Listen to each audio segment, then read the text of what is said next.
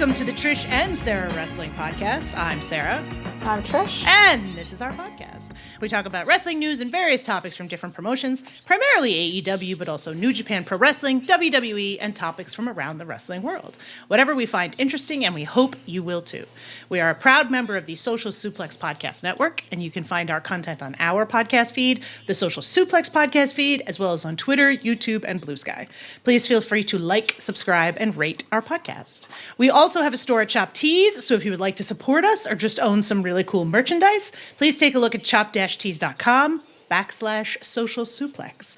And we will also encourage you to take a look at the Social Suplex newsletter, which you can find on the Social Suplex website. It comes out every other week, opposing weeks from the podcast, and it is completely free and has tons of features and fascinating bits of news from everywhere that you could possibly imagine wrestling is taking place. So please give it a look when you have a chance. You will not regret it. And if you do regret it, that's fine, but it won't be because of anything in the actual newsletter. So it is Monday, May 26, 2025, and Trish and I are going to begin with discussing last night's AEW pay-per-view Double or Nothing, which emanated from Phoenix, Arizona, or environs thereof. And I guess the best way to kick this off, I was thinking about this today because kind of a crazy day traveling for me, is from my own personal perspective, and I think sometimes Trish and I go crazy with business stuff, which is good because that's what we're good at. But I also think that sometimes we have to take a step back and be like, personally, how am I feeling about things? And I don't think it's a secret to anybody that the product has been brutal lately, and I have not had a lot of interest in it. Revolution killed a lot of my love and sort of fascination for AEW. For me personally, my favorite wrestler, Orange Cassidy, got lost at Full Gear, lost even worse at World's End. Chuck Taylor was murdered for nothing. Trent is back, but evil. Yuta's in some weird holding position with a lot of hair growth. Osprey and Kenny was interesting for a little while, but kind of ran its course. The Bucks are a bright spot. Ricochet is a bright spot, but they're kind of in angles where it's easy to catch up on them the next day. And I found myself, it was easy for me to skip Dynamites and skip Collisions and just get caught up the next day. And not to get too personal, but my professional situation, my shoot job made that a little bit easier lately because some things with that have been kind of crazy in a good way. So it seemed like I was starting to turn into one of those people that just shits on the product that everybody else is enjoying, because there were a lot of bright spots recently in AEW, and there were folks who were like, things are so much better, the Dynamites are better, but I still wasn't really having a very good time. So I kind of said, you know what, I'm just going to kind of take a little bit of a breather and a break, and it helped that we had a podcast off, and we were able to talk about WrestleMania, but it's been a place where I have not been as interested in AEW probably since I've been watching it. So, and I wasn't always successful at taking a break. That little snarky, mean side of me would show up every once in a while to be like, Ray, you're wrong, right? And I think it's true. I'm an asshole on the internet. It's part of who I am as a human. But I think one of the challenges is when you watch wrestling as much as we do, and when you see stuff that happens, you watch those patterns and you think you know what's coming. Every time you think you know what's coming, you think you know what's coming. And you start to distrust the story that's being told right in front of you because you're like, well, that's not going to happen, right? Will Ospreay is going to win the Owen. There's no way Hangman is going to win the Owen. That's just not going to happen. There's no point in getting excited about it. I'm not going to get my heart broken for the third year in a row. I'm not going to be excited because there's nothing good here. And this is the dramatic, this is a wrestling. This is me enjoying a wrestling product. This is not the end of the world. This is not job loss. This is not horrible things that people are going through every day on this sad planet. But it was one of those things where it's like, well, this isn't something I'm finding fun anymore. And I was to the point where I was like, it's not the end of the world if Osprey doesn't win the Owen, Hangman doesn't win the Owen. Osprey is a good wrestler. I really like him. I enjoy watching him, rumors on the internet to the contrary. I think he's a lot of fun, and there's ways that this could be enjoyable, and at the very least, he's going to beat Moxley for the belt if he wins, and so with that, I have that to look forward to, right? And I'm going to like going to All In because I'm going to get to see my friends, and I'm going to get to hang out with people, so ultimately, it doesn't really matter. So last night I was not able to watch Double or Nothing live because of family obligations and some other stuff. So I was like, well, it'll be fine. I'll get caught up when I get home and I'll be able to talk about it with Trish, and we'll sort of go over the ways that we've been feeling about this program and this plan and everything else. So I woke up at, 4 o'clock this morning and I was like, oh, you should check your phone. And I was like, no, I'm just going to be bummed. I'm sure there's going to be some weird fuck finish. I'm just going to wait and I'll see what happens later. And I finally woke up at 6 and said, all right, it's time to get up. Let me check out the results. And they're bright as day. Hangman Adam Page beats Will Ospreay for the Owen title. And I went, what the fuck? And I immediately jumped on my phone and sent Trish a message that just said, what the fuck? I just woke up. What the fuck? What the fuck? And that's pretty much where I've been for the last, what are we at now, 8.5 hours. I am emotionally at what the fuck? And also questioning and having one of those things that I think is very important periodically where you say to yourself, bitch, you don't know what you think you know. You got to stop making assumptions. And I also think this is one of those things in those moments where, like, it's not a swerve, because it's not a swerve. And we'll talk about that in a minute. But it's one of those mental moments where you say to yourself, oh my God, thank God. Because for me, a lot of the reasons why I was so frustrated is watching WWE shit its pants. Right? I mean, what did they have on Saturday night? John Cena versus R-Truth for 4 minutes, and that was their big main. No, it was their main event. Have you not seen the commentary for the cage match? Jesse Ventura like losing his fucking mind. Zelina Vega kicking Chelsea Green in the face because she can't do a 619, which I'm not judging because I can't do a 619 either. But life happens, and so that's one of those things where this has been the case basically since even before WrestleMania, right? Probably since 2 weeks after Elimination Chamber, the WWE has been repeatedly sort of kicking itself in its own dick. And so you're looking at AEW and you're like, I like AEW. I like the people that work there. I would like them to be successful, especially because WWE is such a piece of shit company in so many fucking ways. And so when you see AEW also kicking itself in its own dick, or not doing the right things, or not making smarter choices, or doing things that I personally think are stupid, which again, who the fuck am I? But still, it's my own opinion. I'm entitled to have it. And that's the part where you're just like, Jesus Christ, guys, could you get it together? And so I woke up this morning and I was like, my God, they got it together. And I am not someone who is going to say to you that Hangman winning the Owen is going to solve every problem that AEW has ever had. But boy, God, howdy. When they say to me, restore the feeling, I sure as shit feel that right now more than I have in the last 2 years at this point. And I'll say that for free. So I'm in a good mood. I'm happy right now. I'm feeling positive. And maybe this is all a mirage and that those problems are still there and things are not good. But I'm going to just enjoy this fucking feeling for the next couple of days. And for the first time in a long fucking time, I am looking forward to watching Dynamite live on Wednesday. I am going to make a point of staying up and risking sleep and exhaustion on Thursday to make sure that I get to see what happens, because I don't know what the fuck is going on, and I really like this feeling. This is a nice feeling. Trish, how are you doing today, Monday, May 26, 2025? Am I being British about it or not? You be whatever you feel like being. I support you. Because Leo asked us before we started this, and I just went, yeah, I'm quite good. Oh, God.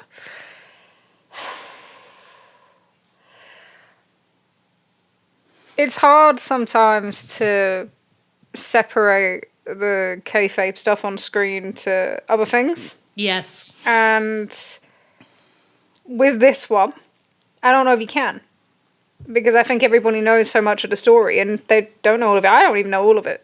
But even for all the stuff I know, everyone knows a part of it, and you can't separate them. And this was, they built this in, and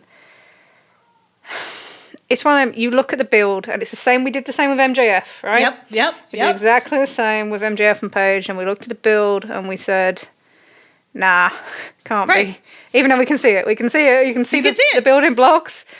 But you're like, nah, I can't. But yeah, I was surprised. And look, I don't think this pay-per-view and what they're building kind of going forward is just about what they're doing with Paige. I think they've made some big adjustments over the last few months.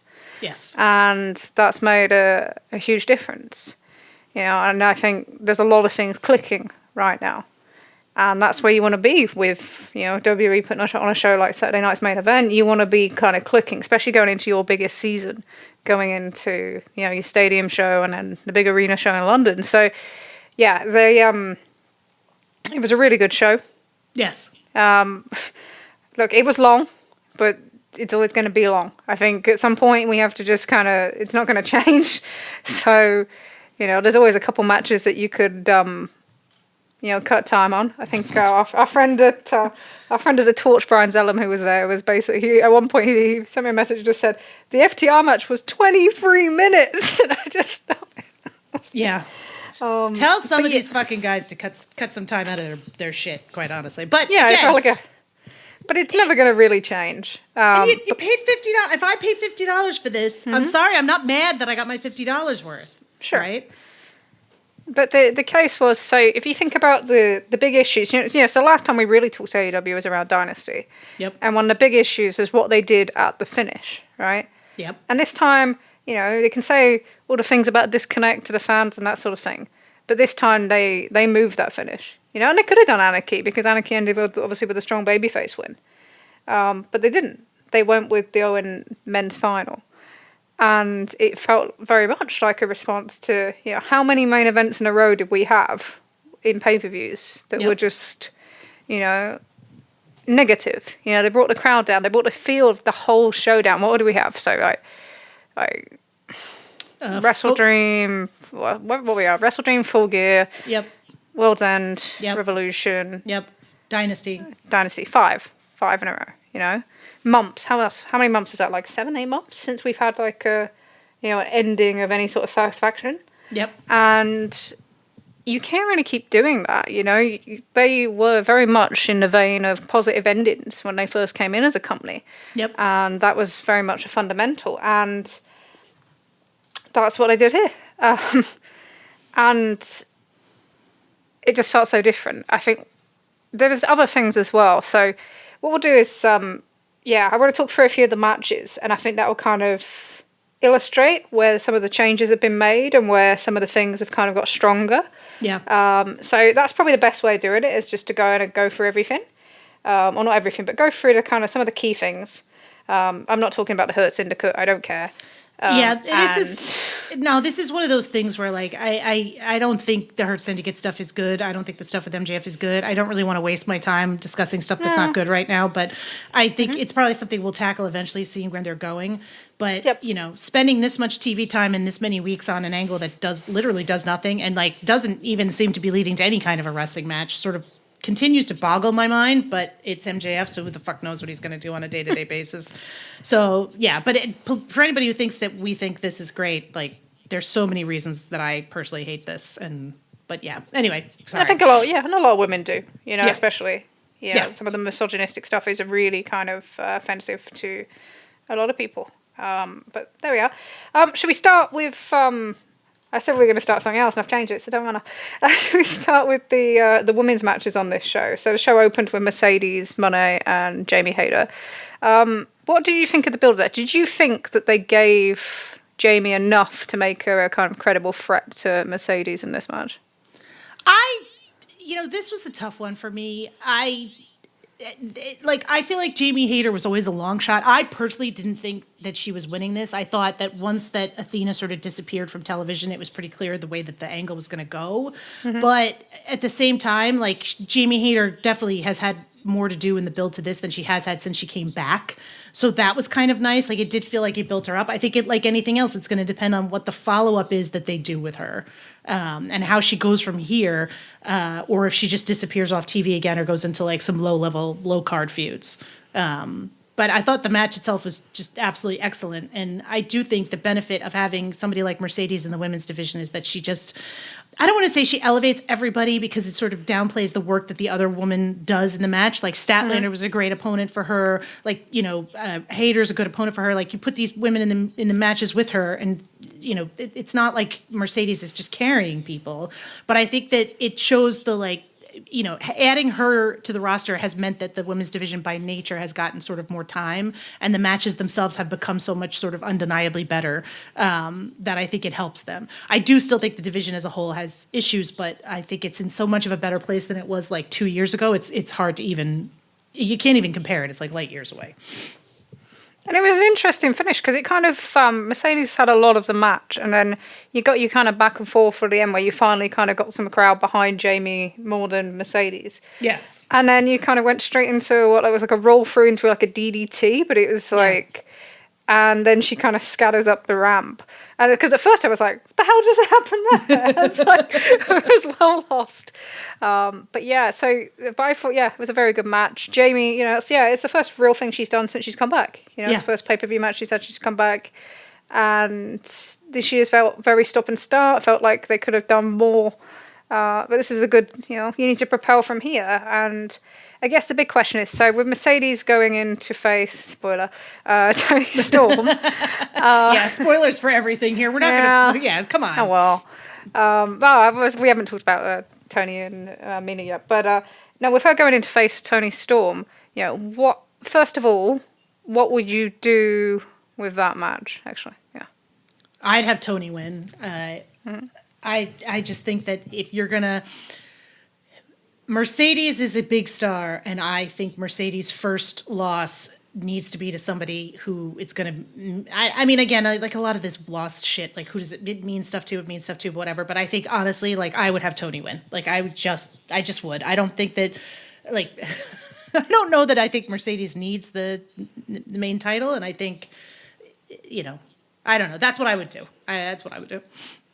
Yeah, I agree. So I think that the aim here should be, and I think it probably is, to kind of solidify Toni Storm as kind of, at the current time, the number one woman star. Yeah. And one of the biggest stars in the company. And one of the ways you can do that is to have her be put over by somebody who has come from elsewhere as a big name, but then has justified her kind of big name status in AEW. And has had this formidable run. And, I think the idea of her belt, of kind of Mercedes belt collecting kind of went out the window when she lost the IWGP.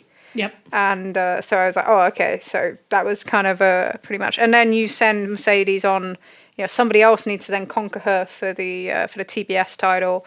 And then you see something different, because the character of Mercedes that we've seen since she came into AEW has been very much kind of formidable.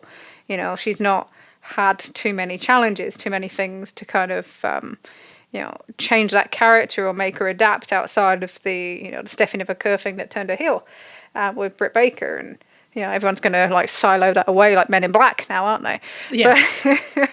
But yeah, so you get that kind of character development from there because she is going to have a fall. And you also get that point of Toni getting that win on the biggest stage. And Toni deserves it as well. And I hate using the word because she's earned it, but she is by far probably one of the best characters in AEW at the moment. I think she's one of the people most in control of her entire act. Yep. Everything works, everything's connected. The wrestling side, the promos, the character, all of it is connected and all of it works. In fact, I know you haven't seen it, but you need to go watch the scrum afterwards because I'm dying. Yeah. Because she is just hilariously funny to the point of, at one point, I think she asks Toni where they can find any drugs in Phoenix. Like, what's the good drugs around here? And I was just, oh my God. But yeah, that's someone at the top of the game, and she's a difference maker now for them. They've built her into a genuine star, not a women's star, not someone who can lead the way. No, a genuine star for the company. If you're going to use your first American show to kind of highlight your success stories rather than everybody else's history, and there's still an element of that on this show, then, that's the sort of person that should be standing tall towards the end, whether it's in the main event, whatever it is. But that's what you should be looking for. And I think this is a perfect opportunity for it. And I don't think they're going to stray from that. I think that's where they're going. So good. Yeah. Good. Yeah. No, because you look at it and it's I think the other thing is that for me, so you do that on top and that takes care of that. But what you really need to do is have something underneath. Yeah. It's because if you look at the current time, you've got the story with the Owen going on. Obviously, you have Toni and Mina Shirakawa is a good addition to the roster. Very much live event. Live event. I sometimes wonder, men, I like men. I find men interesting. I enjoy their brains. But, sometimes I'm like, what, okay, sure. That's all right. We'll call it live event charisma. Whatever you guys want to do. Just say she has big boobs and she smiles nice and she's really cute. Also, yes, she should be kissing Tony Storm and Tony Storm should be making out with her. Like, everything about Tony Storm's character and everything about Mina Shirakawa's character is that they had this incredible match and then they went back and had sex like bunnies. Like, again, in kayfabe. So, like, I don't know. I don't like comparisons of this to, like, Attitude Era, pandering bullshit. So don't do that. It's not that. So stop that. No. And the fact you just normalize it. It's nothing like, oh, we're not making a big thing out of it. And they're not. There's no like someone like 2002 WWE screaming HLA and all this shit. Right. No, it's just normality, and that's the best way that you showcase, or if you want to bring up an issue or do anything, it's just normal. You don't treat it as anything different, and that's where we should be. Yes. And that's something we're challenging again because we're going in cycles in 2025. But so you have Mina addition to that roster. The biggest thing is there needs to be something else significant for multiple other members of the women's division to be involved on that stadium show. Yes. Because you have taken that secondary belt away as potentially as an option. I don't believe Mercedes is not going to lose that belt running in. Why you wouldn't do that? Like the first loss is there. So you then need to have secondary options, and if they do like a stadium stampede, maybe they have like Willow and that involved in that. But I'd rather see something that is not, and this is not to say they shouldn't be involved with the Death Rider stuff, but it's to say I'd rather see something where the women are building their own story for All In as well. Yes, as an addition. If you want to say like it's not the same, you have an addition. Give them you do the Casino Gauntlet as well. Could we have literally like 3 women's matches, considering there isn't the curfew kind of issues that you have at Wembley? Like, that's sort of the thing that we should be looking at as bare minimum. And then if you have anyone involved in like a Stadium Stampede Death Rider thing, you have that as addition as well. Yes. So I think that's probably the next step, because I think some of our frustration in general with the women's division, if we've seen it start to kind of move into similar trends to the men's division. Yes. Where you have your stars and then you have everybody else, and it's very difficult to get the time or, to, promote your character or to build a story, and, compared to the main stars. And then you get that differentiation and it becomes harder and harder and harder to break. So I think that's really important for this next period going forward for that division. They have 12 weeks and 2 television shows. There's more than enough time for them to build 3 women's matches for this card. More than enough time. 7 weeks, mate. 7 weeks? Yeah, well. 7. I'm struggling with You've lost concepts of time. I've lost all concepts of time and space. Whatever. 7 weeks is more than fucking enough time, Trish. You know that. It's more than enough time. Yeah. Yeah, 7 weeks and 2 television fucking shows. Like, do it. Yeah. Yeah, build multiple matches. Let's see this division continue to grow, because, the growth of the women's divisions is probably one of the biggest success stories in recent years with AEW. And that's not to downplay the early division and the effort that people made, but, the depth and the quality of what can be produced, and even something, the secondary feud that we saw with Chris Statlander and Willow Nightingale last year, that should be like a flagship, a tentpole kind of this is what this division can achieve outside of your belts, your prizes, your payoffs, etc. in that regard. So, I wanted to start there. And I want to talk about Anarchy. Because there's so many interesting stories in this group. Yeah, I'm making you wait. This is like when Brian Alvarez made Dave Meltzer wait to talk about the FTR match, or to talk about the Nakajima and Kento Miyahara match. Except for the fact you haven't bullied all over me yet. But it's the same concept.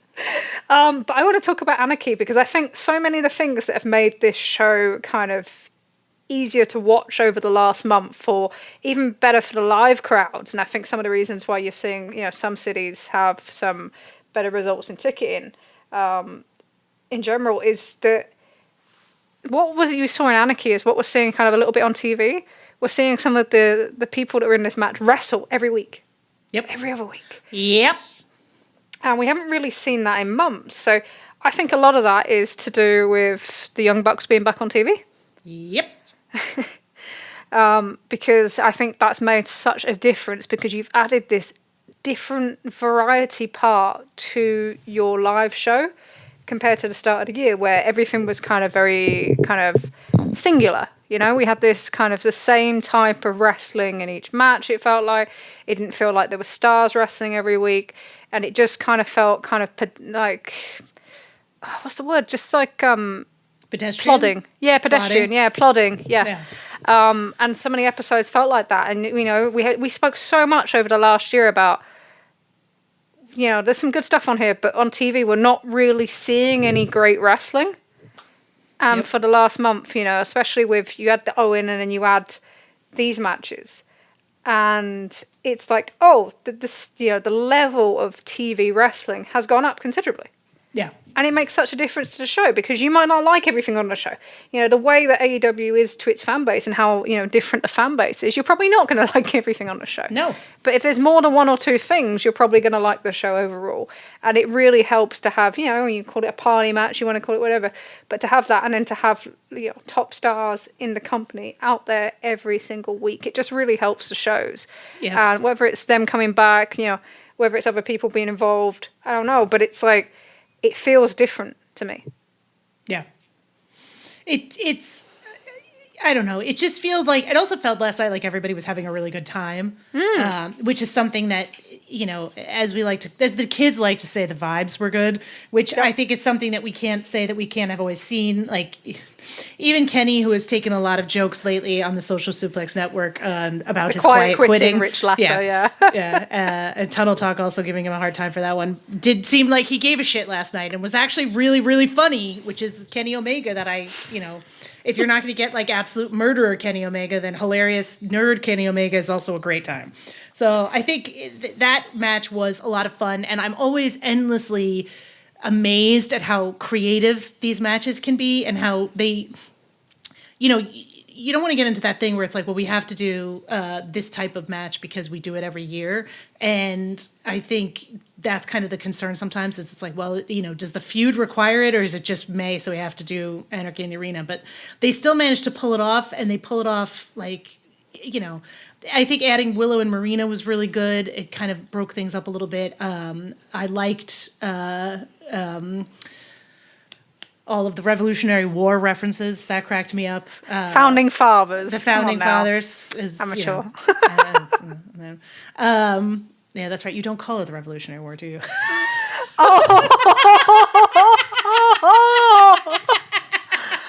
Oh my! It's gonna be MJF versus Osprey all over again in here. No, it's not. That was bad. Let's not do that. Cody Rhodes versus Agogo. I can't believe you're starting a war now. Like, what are we doing this now for? No, but I'm sorry. That just cracked me up. Anywho, much like us right now, it does seem like folks are having more fun, and that, I think, makes the whole thing feel like it's a good time. And Swerve and Kenny grooving out to music last night in the ring just was so fucking funny. I just really enjoyed that. Again, this show was so serious for some time. It was like the almost ultra serious, dreary, kind of dark thing. And all of a sudden it's like the place is having fun. You have that variety back where it's like, we remember, like, this doesn't need to all be like the end of the world syndrome. We can just have fun, you know? We could just enjoy ourselves here. Yeah, and Kenny especially, like, when the best thing was they did the music stuff was very, very clever because he cuts the first one and I'm So Excited comes on and you can see that the whole crowd like behind Kenny just start dancing like crazily to it, and I just lost my shit because I'm just like, this is fucking brilliant, because they're just like, yeah, whatever, I'm so excited, and off they go, and they're like, and obviously, you know, it's the joke from when they tried to use it as the Dynamite theme. And then he's like, no, let's cut this off and have like some alternative 2000s rock. And it's like every other fucking wrestling show in the last 25 years. Oh my God. And then, that music hit and you saw like the whole crowd, like, it was just like, you could actually just see the age of the whole crowd, let's be honest. Because they just went ape shit. And then like they flash back and there's like some action in the crowd here, some action in the crowd there, and then just Kenny with his microphone just to the woman next to him, like, sing. Sing the chorus. That was also great. That was also great. God, they're stupid fucking idiots, and I just really enjoy watching them have a good time. Because I was just like, you know what, like, they're super serious, like Kenny Omega, and people complain like he's not this and he's not that. But sometimes when Kenny Omega's just Kenny Omega and he just gets allowed to be like Kenny Omega, he's just the funniest guy. And he was like bouncing off Swerve a little bit, and yes, I thought it was really interesting as well because to me, when I looked at this match, and, I know it's kind of the way they present it, but it felt so different to the elite matches of 2023. Like when Paige was stood behind Omega. Yep. And there's a lot of other stuff going on at the time, so it wasn't exactly an optional choice. But it very much felt like this was Kenny's team, right? Yeah. In a lot of ways. And same with Blood and Guts and all in between. Well, this one, it's like, this was Swerve's team. Yes. Yes. And it didn't hurt Kenny Omega to be stood, one step behind Swerve. But this was the sort of thing, the progression that we wanted to see then. We wanted to see, the people that were coming through stood on the same level of the people that are like, definitive stars in this promotion, or even being to the point where they can stand half a step in some programs in front of them. That was everything that we wanted with that, was it Moxley's group, BCC and Elite stuff there. It was exactly that sort of progression. So you have these these stables, and they're not just led by, it's the same thing I talk about in New Japan. It's not just led by, the same people for like 10 years, 15 years, that you have this progress and these people start to get forward. So you see them at the same level. So you're not always saying, they're operating on a level just below. This is how you have to do it. And I just thought that he had such great aura. Aura's overused, but Swerve really did have great aura. And like when he come out, even just like when he come out on the scissor lift with Nana driving and stuff, and you just thought, you motherfucker, you're crazy. Like, what are you doing? And the tongue staple. OSHA compliant.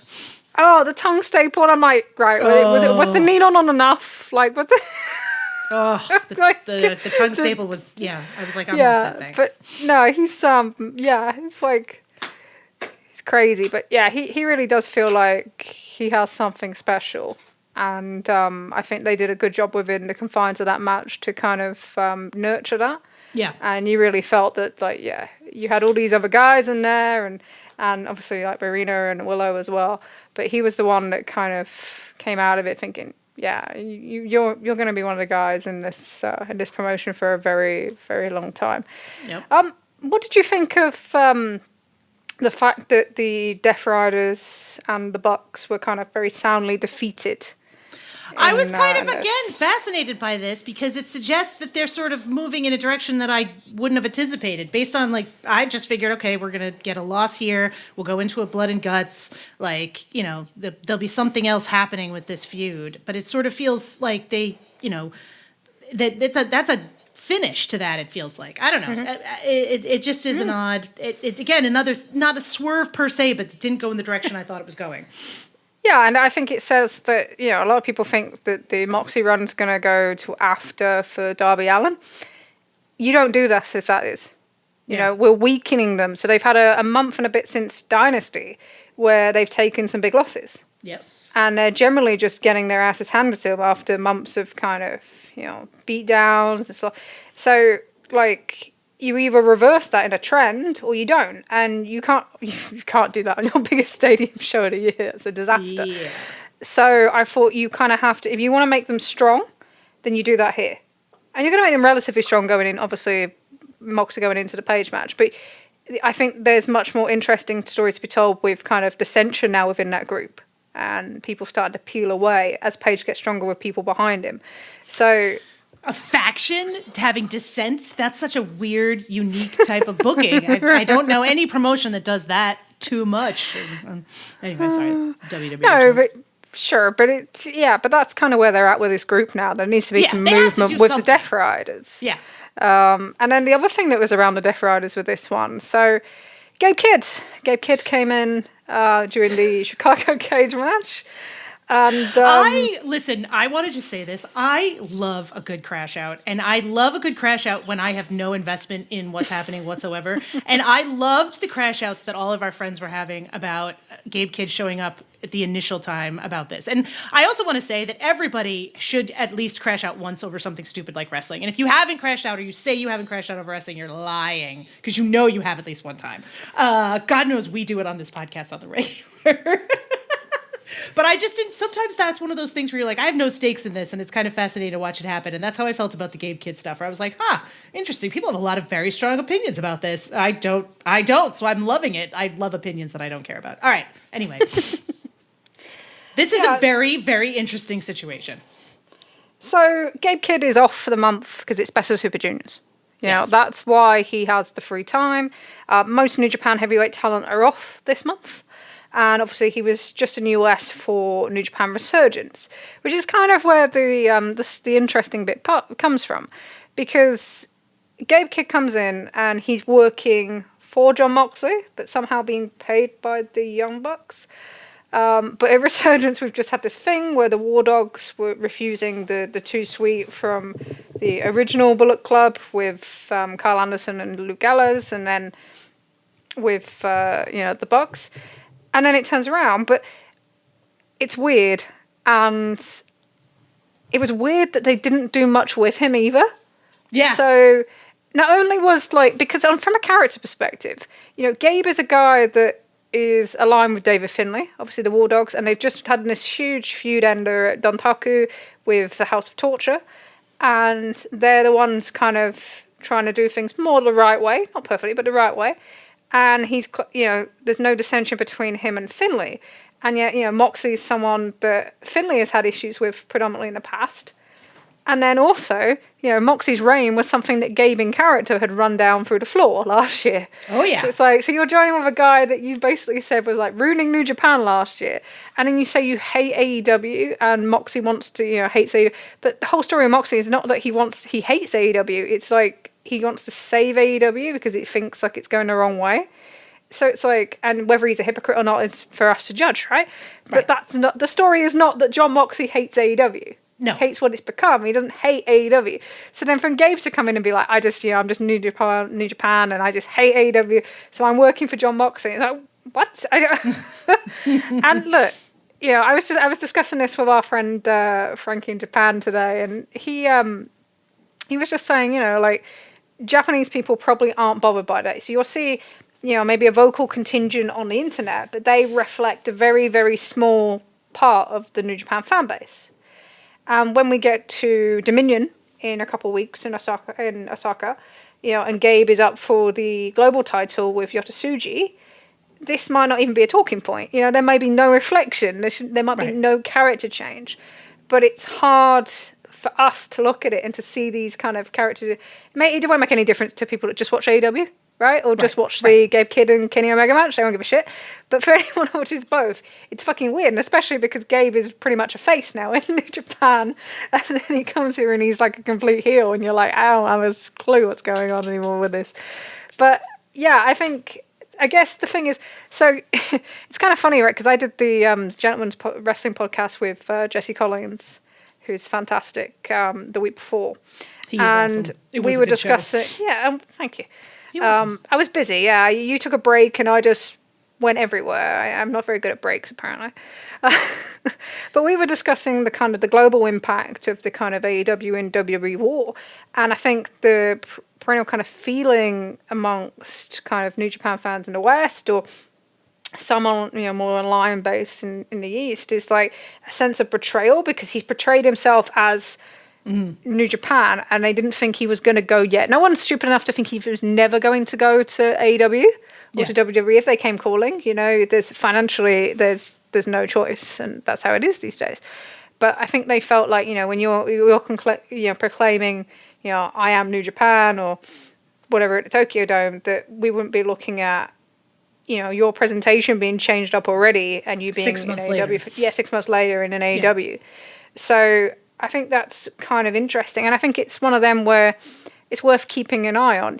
How are they going to integrate this? I've seen so many people suggest matches for Forbidden Door, or, he can do a match with Eddie Kingston because he put Eddie Kingston out when he comes back in AEW. It's but if he's a global champion, how can he do that? How are we going to get... Right. What's the politics of this? Because he's a New Japan talent of current. He's not a AEW talent. He's not on a dual contract. He's not Takeshita in that regard. And, are you going to be able to play this over on strong shows? Is there going to be strong shows? Right. Who's got US dates on their contract right now for New Japan? Nobody. Current. Will that continue? Will they relaunch? What will they do with that? So there's lots of questions on that. And I think that just plays into that feeling of, how this world is changing, and partnerships are not partnerships in a traditional sense, but it's impossible not to be just because of the amount of money involved. Yeah. But yeah, I thought it was very interesting that he had very little part in the match overall. Yeah, I was surprised after all by of that. Like, you're bringing him in and you're doing this, but he didn't actually do anything. Yeah, it was like, he barely had like a couple minutes, and then they were up the ramp towards the ambulance. Mark Briscoe was out, which was very good because he had dried on blood and stuff in a Ricochet match. He's insane. He's fantastic. But yeah, so they did that, and they set up some other things. They set up the dissension with potentially between the Ops with Hook. Which was good. They made Hobbs look very strong, and if you're going to look at anybody that this Death Rider storyline has perhaps benefited or given more opportunities to, it probably is Powerhouse Hobbs. Yes. Whether he was originally lined up for them or not, as the case may be when you look at what happened with the trios there. But yeah, I thought he was showcased really well, and most of all, I just thought this was really fun. From the moment the Bucks come out with their stupid long speech and Kenny's over like Justin Robertson's shoulder going, how fucking long is this? It's like, which was just hilarious, and and the entrances and other things like that. It was just all the things that that we used to highlight as something that made AEW different, and everyone said we probably overused the word alternative, but it's something that nobody else can do. It's fun, it's crazy. They're so creative people, so you've got these spots that are just insane. The pacing change, everything about it is just those kind of matches, whether it's like Stadium Stampede, whether it's Anarchy in the Arena, to an extent, maybe not so much Blood and Guts, but they kind of are things that I think are, something that's illustrated of their identity. Yep. And I couldn't help but think that one of my themes for this evening was that it felt like the real first time in quite some time where they celebrated their own identity. We're talking about it being 6 years from Double or Nothing. We're talking about the Elite as in, I know the gimmicks like the Founding Fathers, but we're talking about their role in AEW on commentary and that sort of thing. We're not shying away from it like we were last year and definitely the year before. And it felt the same when we got to the main event with Adam Page. An AEW, built guy who, you see people say all the time, he's the story of AEW. Well, the story of AEW has been, we don't know what our identity is for the last few years. And that's kind of been a story of Adam Page in some ways, like figuring out his place in the ecosystem. So it's funny how that's kind of matched up, but it really felt like this was a time where it's like, okay, yeah, no, we're not going to say, we're going to become this, or we're going to become that, or we're going to pick different flavors of ice cream. We're going to remember sometimes about who we actually are and who we've actually been. For once, we're going to be proud of that rather than hiding behind everything because of other things that have happened over the last, 6 years. Yep. I think it's the piece that you have to have, right? Like, you're never going to be able to, and I don't want to say that you shouldn't highlight other, histories or other, it's one of the better things about AEW is that there was no pretense that like things hadn't happened elsewhere. We're not pretending that it's WWE where there's only one wrestling and nothing else ever occurs. But like, they did do that, but it sort of has become this thing now where it for a long time, it felt like it overtook everything, right? That's all that they were, was the history in other companies. And like you said, there was the lack of emphasis on what the people did here. And it feels like that is changing, and it is kind of nice to see, because it's the reason why a lot of people became fans. Yeah, absolutely. Let's talk about the main. I've made you wait long enough. Oh, not me, the audience. This was just a good wrestling match. Like, I think one of the benefits of not watching, of being able to watch this knowing the ending, at least for me, was that, especially when this wouldn't have been the case if I had felt like if I had yesterday thought that the ending was in doubt, right? If I wasn't sure what was going to happen. But if I'd gone into that convinced that Osprey was going to win, I would have been like, incredibly happily, insanely surprised. But I think I would have missed a lot of the story beats or not counted on them the way that I needed to have. So like, being able to go back and rewatch the promo from Wednesday and then rewatch the countdown stuff, or watch the countdown stuff in my case, and then watch the match and be like, holy shit, they did tell a story here. Like the whole time I felt like I was like, they're fucking telling a weird story here. And then they were telling a fucking story, but I just didn't see it because I thought I knew what the fuck was going to happen. Which, like, again, it's such a nice feeling to have that, right? And I'm just, I don't know. The match itself was excellent. These two guys, they had great chemistry. I really enjoyed them. It genuinely felt like they were trying to beat the shit out of each other. I'm so much more interested in Osprey, like, with a loss here. I feel like it gives him opportunity. Whether he takes advantage of it is another story, but it gives him the opportunity to do something with it. And, like, I thought that the story they told throughout the match of, like, Hangman, you know, as he said, I need this. You want this. I need this. And I felt like the match made that clear. Like, he just beat the shit out of him. And I just, you know, Osprey kept trying, but Hangman was like, no, you're going to fucking take a lariat. And like, it was just, I don't know. It was great. I really liked it a lot. I felt like there's a natural, like, not team up per se, but there's a natural, like, respect thing. I feel like there's a bunch of storylines that you can do in the next 7, not 12 weeks. Like, you know, ideally, you bring back people who Moxley, you know, beat going into this or humiliated going into this and make something out of that so that all that stuff wasn't for nothing. But I don't know. I just thought the whole thing from start to finish was just great. And I really, really, really, really enjoyed this match a lot. Like, it was in the right spot on the card. It was fantastic. So I'm going to be really annoying. I want to break down some of the promo stuff and how it led into the match. I like it. This is tunnel talk 5 minutes, right? And then we can talk through. Then we can talk through, like, kind of more of the reality behind some of the stuff that's happened and some of the business stuff and bits and pieces. But when they cut the first promo, it kind of got my kind of spidey senses up because Osprey very much presented himself as the obstacle. You know, yes. It was like, I'm just going to win because I'm the best, and, you know, like, you're not going to get through me, and it's like, you want your redemption, but it's my ascension, and it very much, like, felt in that way. And he was Paige, the antagonist as opposed to the protagonist. Yeah, because, you know, Paige's promo wasn't a promo about what he wanted to do and why. It was a promo about where he's been, and because he's had, you know, so little promo time since the MJF segment. In fact, he hasn't had a live promo since the MJF segment before that one. You know, he kind of did this kind of recap promo. I know Tunnel Talk talked about it, about being a great way to recap without using kind of a promo video or anything like that, especially for people that aren't on TV for 25-minute promos every single fucking week. Yep. Yep. So, yeah, he did a good job with that. But then the way they left it was that, you know, Paige doesn't reply because Osprey says his thing, and then you get the Don Callis thing. And at the time, I wonder what the impact of the Don Callis thing was if he came in too soon. But when you look back on it, he didn't. Because as soon as Callis gets out, you know, Osprey goes from this kind of passive aggressiveness towards Paige, you know, about what you've done in the past, to my best friend Stroh Strickland, which was another this has not been on TV. What are you doing? Footage not found. Footage not found. Footage not found. Which was even more funny because you think about that, you know, Death Rider storyline. You know, he could have been involved at the end of Dynasty, and he wasn't. You know, so it kind of was like, okay. But then, you know, Don Callis comes out and straight away he's volunteering Paige to be with him. It's like, oh yeah, I don't give a fuck about this guy in terms of like his, like, no, he can team with me. We'll do it. We'll take them all down. And it was so presumptuous.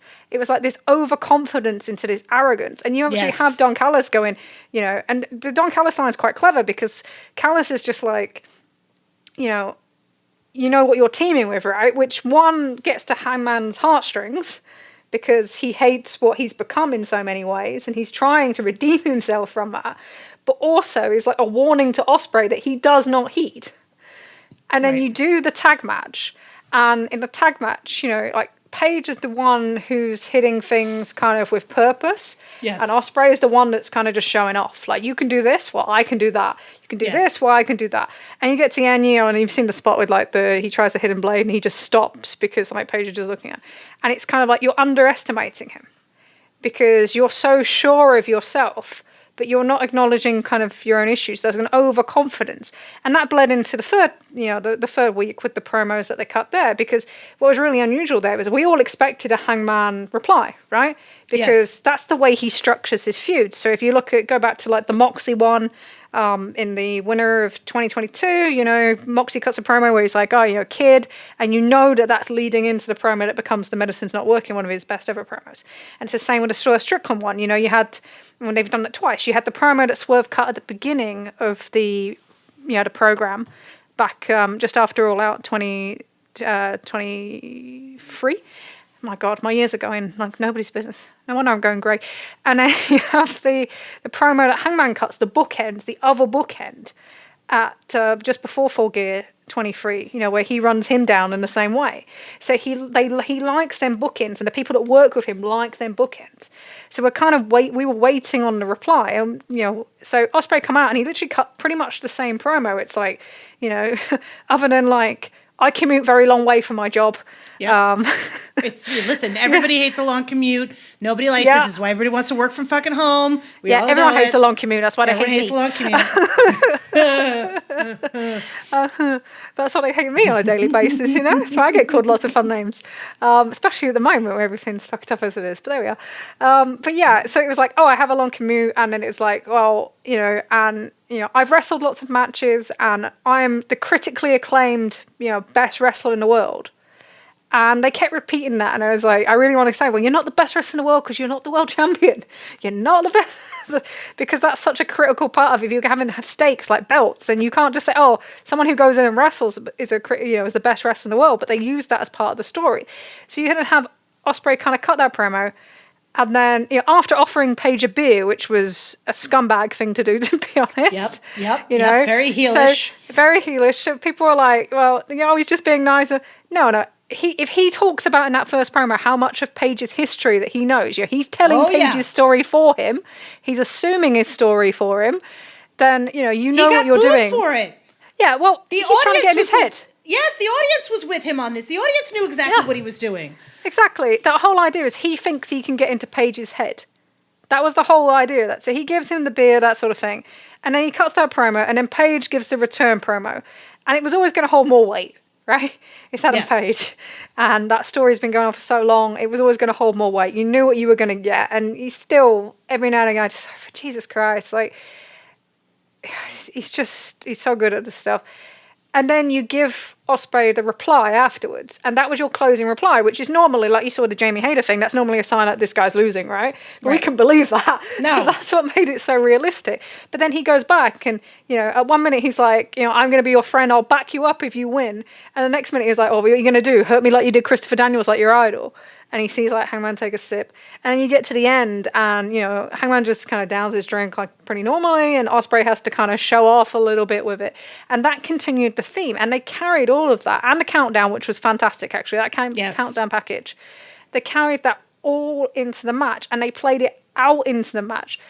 And, you know, so from the very start, you can see Osprey trying to one-up. He's always playing to the crowd. He's doing all these different things. And Paige, you know, you think about them promos, Paige does not answer anything that Osprey says at all. He's like laser focused. I need this for me. I need this for the people that supported me. He's not thinking about anything else. You know, when Osprey's listing off, oh, he's all these people that I beat, and it's like Paige can pretty much name the same list, you know? Yeah. And it was like, yeah, but he's not replying to that because he's focused on what do we need to do? What do I need to do to, you know, for my redemption? And then what do I need to do to beat the Death Riders? Which is the only thing he questions Osprey on, right?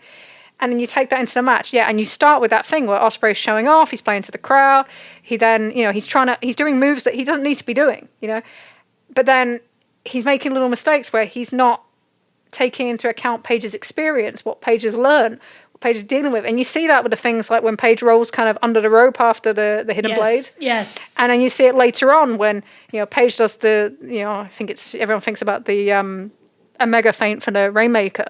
But it's like he does that feint where he avoids the second one, you know? So he just kind of picks up the experience level, and then you start to see Osprey get frustrated. So this guy that had expected to get straight into Hangman's head, had expected that, you know, this guy has no focus, he's all over the place because all these things have happened to him, and he doesn't expect this. He's already put himself in a thing where I'm not losing because I've done this and I've done that. You haven't won anything, right? And he hasn't told the story of the loss of the C2, and he's not told the story of his loss of his friendship with Carl Fletcher. You know, he's not told the story of his own struggles. All the story is focused on Adam Page. Yep. You know, he's just an antagonist in this story, in this sense. You know, it's just, other than, I want to take the belt home for my family, but it's like there's nothing that's built into the actual kayfabe of things that have happened in AEW. So it's like, and that becomes more. So he becomes more antagonistic. You know, the bit where he's beating on Page when he's down on kind of on the apron on the outside and pulled away by the referee, and it's like, you've lost it. So now you've lost your focus after telling this other guy that he was going to be the one that would do that.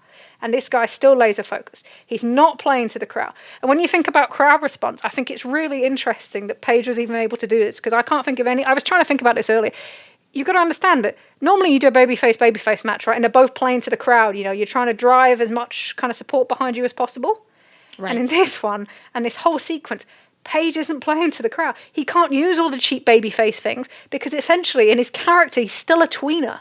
Yes. That's the whole thing behind all the detail that you might not like, and I don't really care anymore. But it's like, he comes out the heel tunnel. The music hasn't changed. You know, we saw a slight change in the music. It was a remix that they did this time. But he's still not that pure babyface that can play up the crowd, that can do those little things.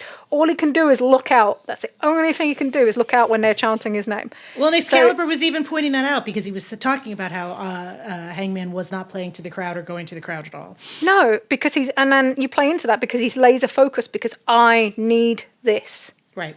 I need this. But that's such a challenge as a babyface in this sort of situation when you're going up against another massively popular babyface, to kind of stay within that grasp, you know? So I thought that was a really interesting dynamic. And as you got later on, you could kind of tell like where they were going, but you just kind of didn't believe it. No. And then they get towards the end and they do like the shootout thing that Osprey challenged him to. Yep. You know, because he was overconfident, because he was overzealous. He was like, oh yeah, I can beat you like this. And it's like, yeah, you're trying to be a cowboy in a gunfight. Like, what are we doing? So yeah, that went how it should have done. And then they get to bits where Osprey decides he's going to use the V trigger, you know, because it's like, oh, this is, you know, someone that gets in your head, or one of your biggest opponents, and someone I beat, and someone that's teamed with him, you know. And Page responds with the big pressure, which I'm sure will be something that's followed up on. But in the end of the day, he didn't win or lose with somebody else's move. Right. He didn't win or lose because of somebody else. He wasn't in his head because of someone else. He's laser focused, and he wins with his own. He wins with the buckshot. And I just thought, like, the way that all led up. I know that Sean Ross Sapp says neither of them knew till this weekend. I find it really fucking hard to believe, because the way that story was built was for this finish. Yeah. And then even afterwards, Paige celebrates. You can see there was one lady just as after hit the buckshot. It's like the counting free. You can just see her like bouncing up and down. And he goes up the ramp, and we finally got our ramp spot. All those months, and they played into it because they mentioned it in the promos as well. Yes. And they mentioned they mentioned it in the promos, like. That woman screamed when you went down the ramp or out. Maybe that's a little bit too WWE into actually having to bring it back up, because I don't think anyone forgotten, But the fact that he went up to that ramp, he stands with the belt, and then he turns around, and we finally have that turnaround spot now. And he wasn't saving anybody like we thought we originally would be. Right. But he's going to go back down, and he's going to, pick Osprey up, essentially, offer his hand, which I don't think is something he's done since Revolution 22. Revolution 20, yeah, possibly. I think that's the last time he offered his hand to someone out of respect. Would be Revolution 22, with the Adam Cole one. He shook his hand and then walked away. So it's like an end of that kind of chapter, and it ends with him not going back to thinking about destroying someone, but going to offer respect. He's back in that place. And I just thought the whole execution from beginning to stop, when we look back at this and we take out what we thought was going to happen and we take out everything else, and we'll talk about a bit more reality in a second, the way that was executed, and the way that now you have this character going into All In, everybody knows the stakes, they've managed to get everybody pretty much behind him, and the journey, everyone feels part of it now. and you've given him a major win going into it. And Osprey has not lost from this. In fact, Osprey's probably gained more from this than anything else. He's so much more fucking interesting. The part in the promo where he was like, people don't think I can be that guy, right? Like, there's his fucking storyline note, right? People don't think he can be the guy. Like, okay, now he has to try and prove that he can be the guy. He needs to figure it out. I don't know. Like, I don't want to harp on the Osprey stuff too much, but I just felt like, he's not someone... And like I said, I know Osprey is a lot of people's blorbo. Everybody, like, there's a lot of men who just love Osprey. And I know I had not a fight per se, but like a vehement disagreement with our friend Daniel about the storyline for an Osprey win, which I was going into this thinking, God, what a shitty storyline for Osprey's first title win, that he wants the belt and he got it, right? Because my expectation, correct or incorrect, is that whoever won this Owen is winning the title at All In. And this is based off my own like vibe-based argument, which is that Tony Khan, I feel like, is someone who understands the benefit of a happy ending, especially for a big show. And I just have a hard time believing that he's going to end All In on a downer note.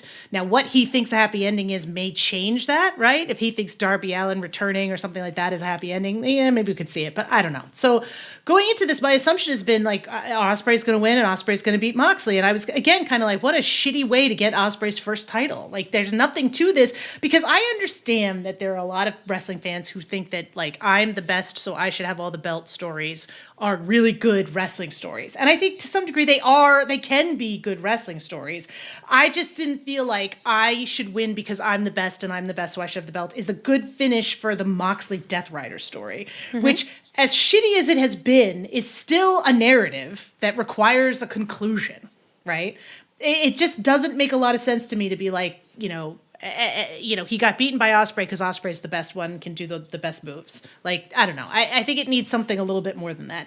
That's my own personal opinion. And like I said, I know there are wrestling fans who, like our friend Daniel, mad respect, buddy, who I just didn't disagree with. So on some level, this is at least more interesting to me because, as opposed to last year, I feel like I'm going to have a good journey to All In now, right? This shit's going to get interesting. It should. Like, it's going to have to compete with the Hurt Syndicate for TV time, but at least something will be going on. Yeah, but they're a powerful combination. You got a powerful combination with Moxley and Page. Yes. I want to finish off a little bit on Osprey, and then we'll talk about a bit more on this. But for Osprey, so it gives him the opportunity to tell a story now. You think you're the best wrestler in the world, but what is it that's stopping you from being recognized as that? What is stopping you from being able to step forward? Are you able to recognize your weaknesses? Because you can be the best wrestler in ring, critically acclaimed, but that doesn't make you a champion. That doesn't make you a leader. That doesn't make you the main character. So can you address these things in story? I'm not saying but the other thing I thought about was, I think you can have, if you're someone as talented as him in the way that he wrestles, you can have so many matches that are kind of acclaimed, right? Yes. I don't know if he'll have another match this year that's as memorable as that one, that people will feel as emotionally invested in as that one. Because that was one of the really cool things about this. And, is that so many people were so emotionally invested in this. They were torn up by it. They were, there was some civil war breaking out at some points. But not in the same way that we saw in 2022. And I really want to hold that 2022 for. So it was like, he's not, the idea that he's done or anything like that from here, or they should have taken advantage already, I just think is bizarre. Because you're actually setting him up for failure. You're like, why would you set up a guy that is still building any sort of draw, hasn't really shown a massive sense of draw yet, to then go up and be in the main event. So he wins the title at All In. Who has he got to go against? I know Dave Meltzer's kind of come across this and realised, oh, fuck, yeah, because you've taken out Adam Page. Because if Adam Page had lost this match, right, if you were going to, and it may have damaged him, this might have been the one, this would have been the seventh either World Championship tournament or title defence in a row that he would have lost. Way more than anybody else on the roster, right? Like, you would have struggled to that. But what you did do, if you had lost, then you'd taken him out of the kind of people that can be in a title match, post Wembley then, right? Because the next time he would have to win. He'd have been his little buddy. He would have been his little buddy. But he would have been a little buddy. But like, he couldn't then wrestle him in a pay-per-view match or anything. No, because like Paige can't lose anymore after that. That's it. Right. You know, you hit that face music, and I always said when this started, when Paige's face turns like, and we're still not at his complete face turn yet, which is amazing, you know, in some regards. But when that started, as soon as that, you know, the horse music hits, that's it. He cannot lose from that point. Otherwise, you might as well not bother. You know, we already killed the heel turn last year. I'm racing ahead today. But, like, so you have to kind of make that work. So you would have taken him out of that pool. If he beat Moxley, you would have taken him out of that pool. So then who have you got that's drawing talent that would be able to step up and bring, you know, Osprey up for the length of reign that people expect him to have, you know? Like, he's not at the point yet where you can have a main event against a Takeshita or a Fletcher and it's going to draw a buy rate. You know, he's at that point of what a lot of people were when, you know, they came through the same way that they did with Hangman and MJF and, you know, Swerve Strickland. They put you with somebody that can draw. You know, that's how they develop you as a draw. So you need those opportunities for Osprey. So if you were going to do that now, like, you would need that, right? And what you can't do is then take away two of your biggest drawing options before he's even got the belt. So it doesn't, for timing wise, it would probably be more detrimental to him and more likely to people then go, oh, he's a failure and all these sort of things, as people do, right?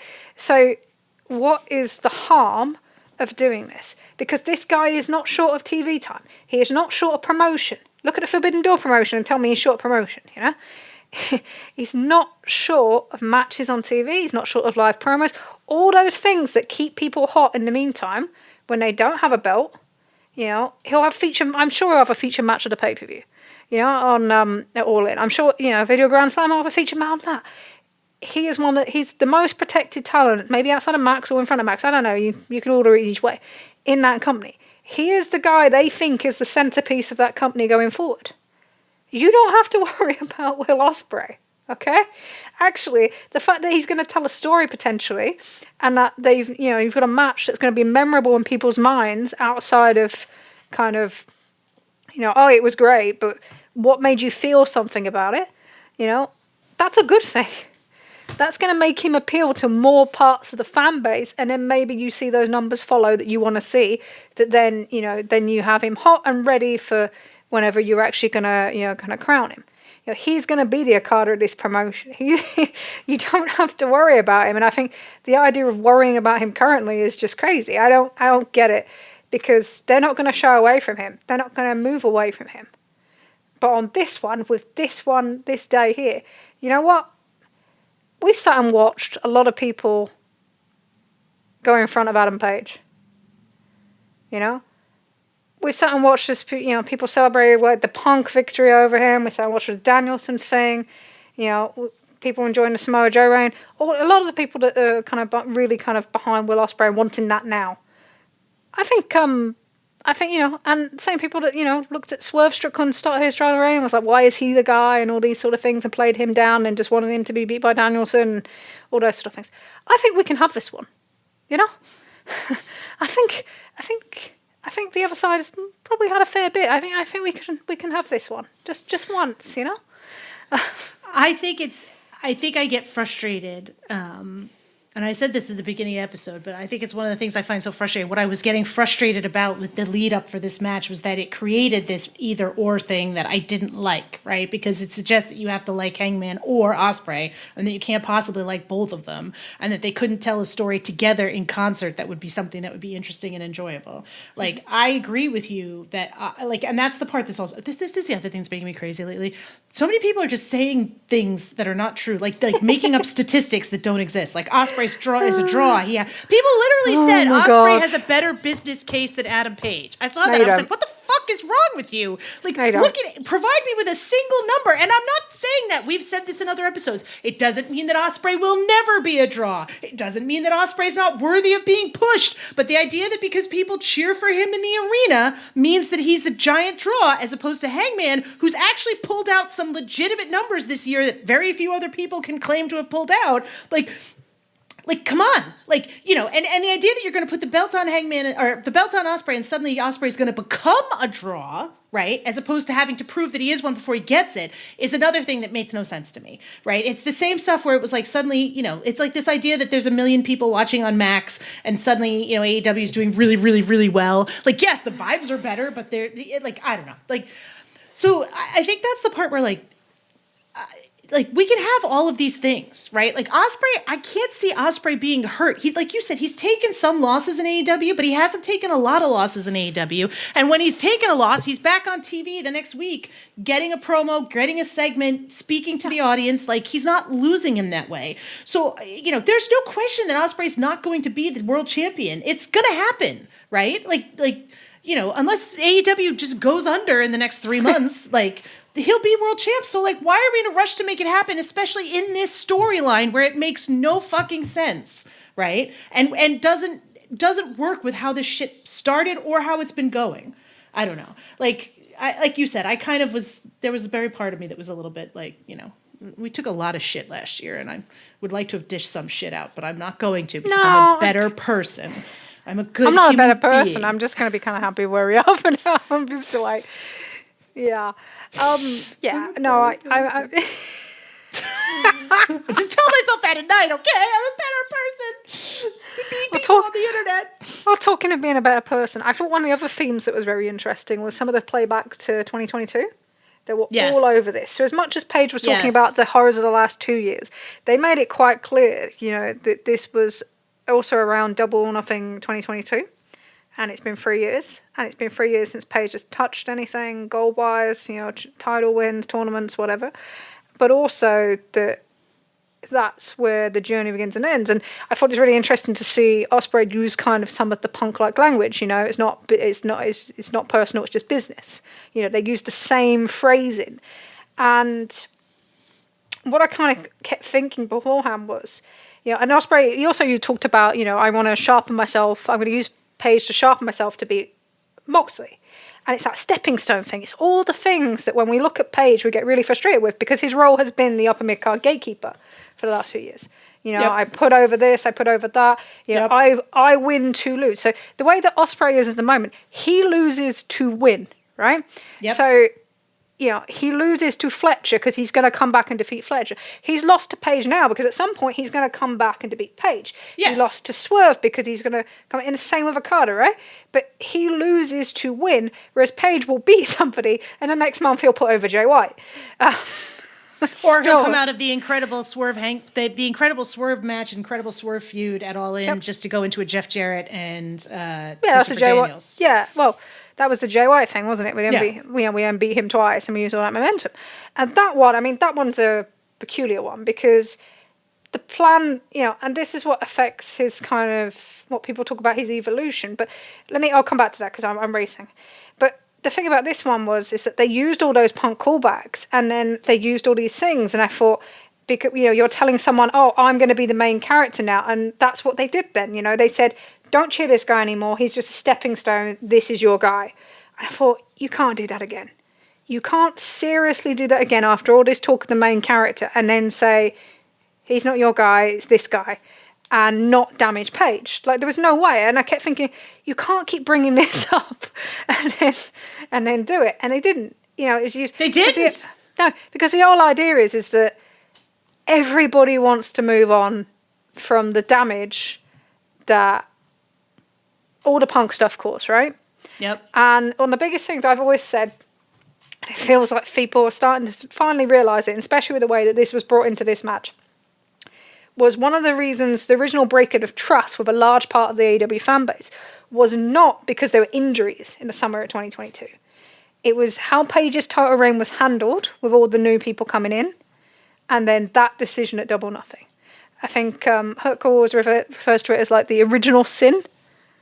And that's what it felt like to a lot of people. And that kind of then followed up with, you know, what happened with Paige publicly, you know, being buried in the media, being buried publicly, you know, losing his voice, not feeling that, you know, he can use his voice because who's going to back him up, you know, with everybody behind Punk and his media thing. And yeah, I know it's, our friend Wooster on Blue Sky, I was trying to explain why this was so important for Paige in this moment to kind of get this win. And they said, one of the reasons that they felt was important was, I have lost faith in AEW from their treatment of Paige, and it will not feel like they're headed in a better direction until he wins. And I think there's a lot of people that felt that way. Like, the longer that these payoffs were drawn out, and you pay off, you need that payoff and that triumph for this character, you just think, like, are we ever going to move on from this? Is he ever going to be able to refine his voice? Is he ever going to feel comfortable being able to promote himself, to do media again, to market himself, to be comfortable in public because of the things that happen with this company? And I don't think that's just him. I think that's been all the elite, Right. And I feel like this was the first night that this has felt that way. That actually, we're all ready to move on. AEW is comfortable with now saying, the elite was what started this promotion, Yep. And this character is now, we're going to treat him as important to us as he is to you, and we're going to recognize that, that was where we broke your trust. All this shit about restore the feeling is absolute bullshit. It doesn't mean anything unless you address some of the things that actually caused it, Right. And this very much felt like that. And for Paige, it's been 3 years. It's been 3 years, and a number of times he's been told, oh, you're going to do this, you're going to do that, and it doesn't happen. And there's only so many times that you can be told, especially with like stadium shows and that sort of thing, that we might make you the guy and then we're going to go with somebody else. That's a confidence breaker. That's the sort of thing that is, and he went through a lot. I mean, he's talked about the depression that he went through in 2023, everything that happened there. But there's a reason that those guys pulled back. There's a reason that they've struggled to kind of readapt and be more public and that sort of thing. Because it does hurt your confidence at everything that's happened. And I think like a lot of us felt like until we could see a change in what was happening with him, like we wouldn't feel as much trust in this company. And that's where, we don't trust the booking with him and we don't trust other things. So it needed to change. If you're going to move on, fuck it, I don't care about the words restore, but if you're going to move on, this is what you need to do. And I like saying, I've seen so many of the scenarios today of people talking about, Moxie was the guy that kind of brought Paige back onto his feet somewhat after that thing in 2022, and now it's happening again. They can build that into the story and that sort of thing. And then they can build the story otherwise and say that, in kayfabe, Mox was broken by losing the Texas Death Match at Revolution, and that he lost his kind of confidence in himself and then became more reliant on others and more frustrated with like Bryan Danielson because he was unable to defeat Paige. And and there's other things where you can use with Paige, and was that the start of him going darker because he had to go into that direction with Mox? So there's loads of stuff that you can use from that. But I think we felt like until you break this cycle with him, until there's a payoff, a triumph in this guy's story, and it had to be the belt, because that's the story you've been telling for 3 years. And that's the stakes that we have. It's like Tetsuya Naito. If Tetsuya Naito had just been knocked down all the time, would people keep believing him? No. Because you have to build, you have to pay off the triumph. And then if you think he's just a chaser, you stick him back on the chase. But you have to have the triumphs in between. But in order to move on, I think they really needed this. And, there's been other times where he could have got that push. We know last summer. We know how many people went to Tony Khan last summer in July and said, you should run Swerve and Hangman. And he didn't do it. And then we know that, the Hangman Page character in the autumn wasn't supposed to be a loser either. That should have been a big thing for him. He was supposed to be a killer fucking heel. He was supposed to be a guy that had, the Swerve thing had happened and he'd accepted himself into the darkness. There is no redemption for me, right? And then you have that heel triumph, because triumph is not just a babyface thing. And then you have that run at the top. And I think if you'd done that, then people wouldn't still be feeling like this. But this is a guy that, I love how people say, how are people so passionate about this guy? It's like, you've got to understand, this is the guy that has lost most in the upper mid-card and main event of this company for the last 3 years. Before last night, what did he have? 3 pay-per-view ones? What have we got? Moxley. So what's he got? No, so hang on. Let me do it out this way, right? So lost at Double Nothing in 2022, lost at All Out, won at Revolution. Here you go, that's nice. Lost at Double Nothing, won at Forbidden Door, lost at All In, lost at Wrestle Dream, lost at Full Gear, lost at Revolution, What's after that? Lost it All In. Won it All Out. Lost at Wrestle Dream. Lost at Full Gear. Lost at World's End. Jesus Christ. Then finally gets the 2 wins, right? It's like, there is no one else with a as worse pay-per-view record as that. No one. Not even close. I think Jon Moxley from his time in AEW has an 84% win percentage. Right? It's not the same. The guy is not booked in the same way. He's not a winner. He's been booked as a loser continuously through these phases. So I think there's a lot of people that want to see an evolution in Page in terms of his character. But you can't fucking do that if every time he moves, he's booked as a loser. Right. So he had to be booked as a winner. And then we can see that changing. And I think he'll be pretty good as a champion this time because we saw the confident champion that he could be at the end of his last reign. You know, the guy that smushed Adam Cole in the face and just told him to, like, grow up. But there's just so many more places that you can go, beyond just the next 7, possibly 12 weeks in another timeline. There's so many more places you can go with that. It gives you so many more opportunities of getting, like, the other wrestlers behind him and, like, figuring out how the Death Riders are going to be. Like you saw with Anarchy last night, like, figuring out how the Death Riders are going to be vanquished, per se. You can do more callbacks with people. You can bring other people back. There's so much more stuff you can do from a championship perspective if he does beat Moxley. Like, his character is clearly changed. The way he's going to interact with other people is clearly changed. You haven't even touched on the Kenny stuff, which would be amazing. You've got Swerve in your back pocket. You could have him face Samoa Joe again. Like, there's just Okada, a lot. Jay White. Okada, Jay White. I'm not even going to. Like, there's a lot of places you can go. And it will be interesting, and it will be new, and it will be different because he hasn't been the guy on top for the last however many years, because he hasn't been getting, hours and hours and hours and hours of promo time. As much as we've complained about that for the last however many years, he hasn't been doing that. So you does have that freshness there that you might not have had if you go with someone else. And you still have Osprey there lurking around trying to figure out what the fuck he's going to do. Like, from me, there's no standpoint, unless you are an Osprey superfan who is just absolutely convinced that Osprey is dead in the water and needs to leave the promotion in order to salvage this horrifying loss, or you're some fucking moron with a YouTube podcast. There's no fucking way that this is somehow worse, is a worse option, right? Like, you just, from a business perspective, from a creative perspective, from a morale perspective, from a vibes-based perspective, this makes so much more sense that, like, it's almost impossible to believe that it happened, because it's just not how AEW has operated for the last couple of years. Like, if they could do something weird, like, you almost expected Adam Cole. And that was the other thing about that match last night. The part of the reason why it was so fucking great was because it was a fucking great match that didn't have any fuck finishes. That was 2 guys beating the shit out of each other, and then one guy hit his finisher and won. Right? And no stupid fucking pass out angles, because I'm getting really sick of the pass out cheating going on at the moment. Yeah. Let's cheat out of taking a loss. Fuck that shit. Just take the fucking loss. You don't lose anything from it. Sorry. No, it's men, fragile egos, like, they'd rather be knocked unconscious than have to take a pin. But they lose by 1 second. Fucking second. Anyway. That's just a thing where, like there was 2 guys who beat the shit out of each other and somebody won, right? Like, and like, that was the part about, like, that was the part of the promo where I did almost cheer, where Osprey was like, if I lose, I don't go whine in the back. I was like, yeah, you fucking don't, right? Like, Osprey's like, yeah, I'll take a loss, no problem. Like, it's a likable thing about Osprey, that he's not precious in that way, right? Like, that he's, they're all precious in that way, but he's like, yeah, I'll lose, no problem. Like, I don't know. It's nice to see this stuff. It's enjoyable to see this stuff. Like I said at the beginning, it makes me so much more optimistic than I have been in a long time. It makes me excited to watch the shows because I don't know what the fuck is going to happen. Like, it's just, the vibes are just very good. It was a good show with a good ending, and it was just nice. It was just nice, Trish. Do you want to know the thing about this is, and I'm going to tell you this is firsthand, right?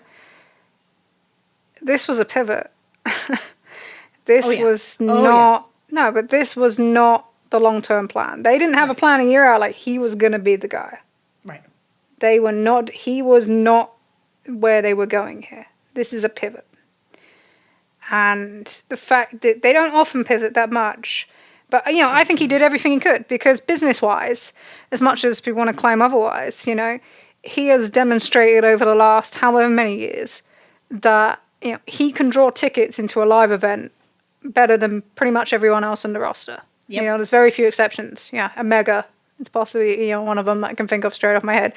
But it's like, how many times has this happened now where he has drawn a sufficient amount of tickets, and especially, in Texas. Yep. He's the guy with he has the venue record in Garland. He's the one with the late sales record. They sold a ridiculous amount, even late sales tickets for his Adam Cole match for Battle of the Belts Rampage, which was 2 weeks after WrestleMania. Like, he has been strong in that market from the moment they started in that market, and that has continued. So when you're looking for someone to sell tickets in Texas, not London, and I don't think he could still sell tickets in London pretty well, I reckon.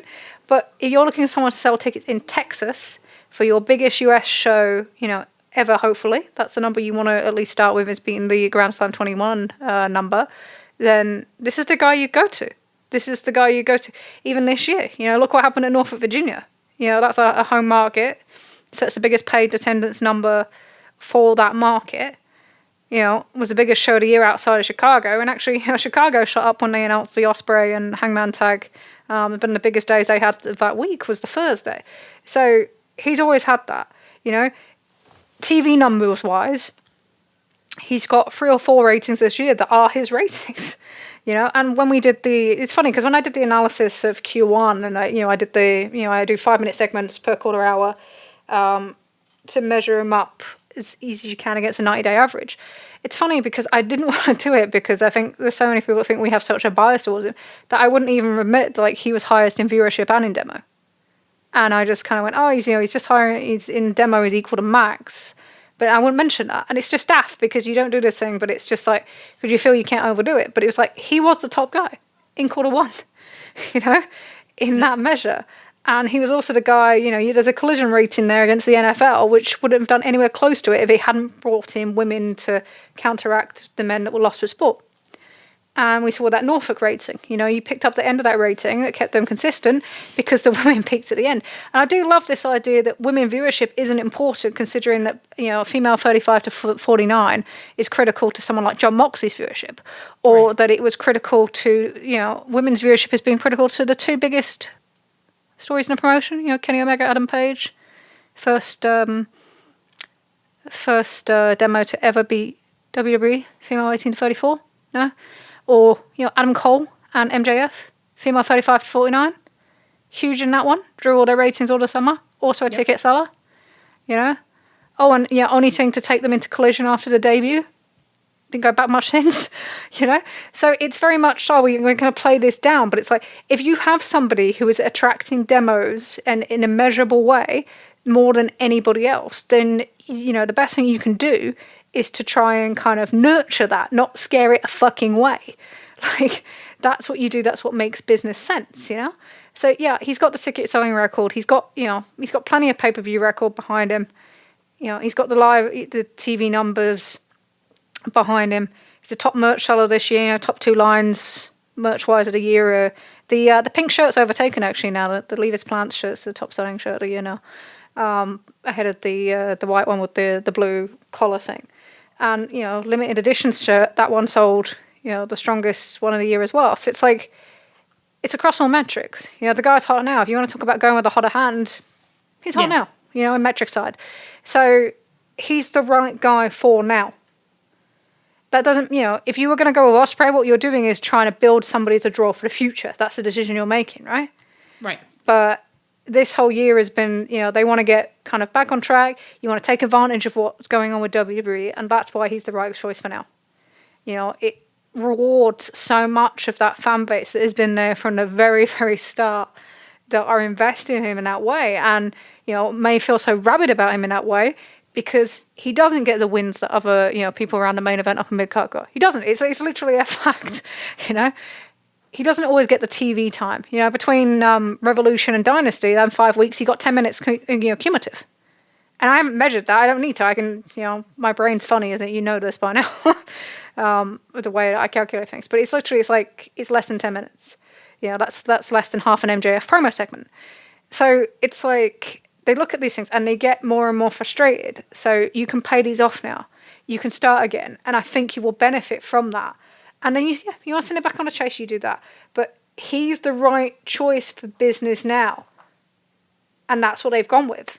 They've not gone with, oh, we just need to finish this story. And he does fit the Death Rider story better because most people still remember it's about an original, about undervalued talent who's going to step up. It's not about someone coming in at the top and just being inserted into the match, which is what would have been the Osprey story, you know. But it's about, you know, I hate what this company's become. Well, if you're a hypocrite, then someone who's been here for this company from the start needs to say, actually, you know, this is this company. I am this company. It's the go thing from Noah. I am Noah. And this is Adam Page said, I am AEW. The way that most people see him as AEW. And it's funny because everyone brings up the Darby Allin Will Ospreay promo back in December. But if you look at like Page's using like the Christopher Daniels move, you know, he tries to do the best moonsault ever, maybe not do that again. But you know, on top of the Angel's wings. But go back and watch the Chris Daniels promo at the very start of this, which you can look back now and is kind of the very starting point when they're building to that match at World's End, where he says, you know, I believe in you, I believe in what you could be, and I believe you could be the guy to end, you know, the Death Riders. That's the starting point of this story now. I think they should probably go back and play on that a little bit actually in this bit as well, and have Daniels interact, you know, with Page. I think that's kind of critical with what they've done with the story. But it's like... He's dead now, Trish. He can't walk. He's not dead. He can't walk. He's dead now. He's like Chuck Taylor. They're rest in peace. No, you've got to play on that because, you know, I think it's important to kind of emotional value to it because that's such a turnaround in the character. So you have to do that. And, you know, they have set things up with him and the Death Riders previously. I mean, you've got all the history of John Moxley you can play off, but also you had him there at the end of the Swerve match, you know? He was built in. He's the guy looking on. You've got all the stuff with the Bucks and the, you know, the Death Riders as well. So all that stuff is built in. So this might not have been where you were going originally, but there's enough that you can take out of it to build this now. So then you have that cowboy music, you know, Ghost Town Triumph hitting in that stadium and that place going fucking nuts. And you have that moment of triumph where you have a guy that represents to a lot of your fan base that company triumphing in your first kind of US show with the Men's World Championship and you know, getting that thing out the briefcase. If you want to do the, you know, the Bloodline rip-off Avengers thing where everyone's still behind, fine, I don't really care. But, you know, you give him that moment and then whatever happens, happens. But all people have been asking for is that moment they felt like they didn't get in 2022. That follow they felt they didn't get in 2022, when everything became about everything else other than what they thought AEW was. How many times do we talk about this? You know, like, don't invest in the originals and go sign somewhere else and get noticed because you're gonna have better. Like, you have to reverse all of that, and this is the way to do it. Very quickly, what do you think about tentpole shows? So this is, you know, All In is a tentpole show. It's becoming, you know, they're treating it very much like a WrestleMania or a Tokyo Dome. What do you think kind of been the positive and negatives of that? Negatives, the big one is this idea that you can't do things at other pay-per-views or even on television anymore, right? Like, it used to be you could change the title on TV, you could, you know, you change the title at any pay-per-view, and now it feels like, yes, I know they've changed the title at other pay-per-views, but I feel like once you get past Revolution, nothing's going to happen because you have to wait for All In, right? Or you have to do something with All In. That I find sort of frustrating. And that's kind of true to something that Moxley's, you know, known to have said to people, you know, post Dynasty was like, well, why would we do this before All In, you know? Right. I kind of find that frustrating because it leaves off that sense of like anything can happen at any time, you know? Like, and now it's like, well, it won't happen here because we have All In, so they have to do it at All In.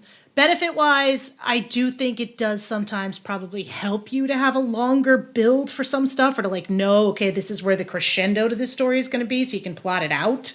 Like, I don't know that makes it better necessarily, but I suspect it can make it easier for some folks. You know, and I do think there's something to be said for the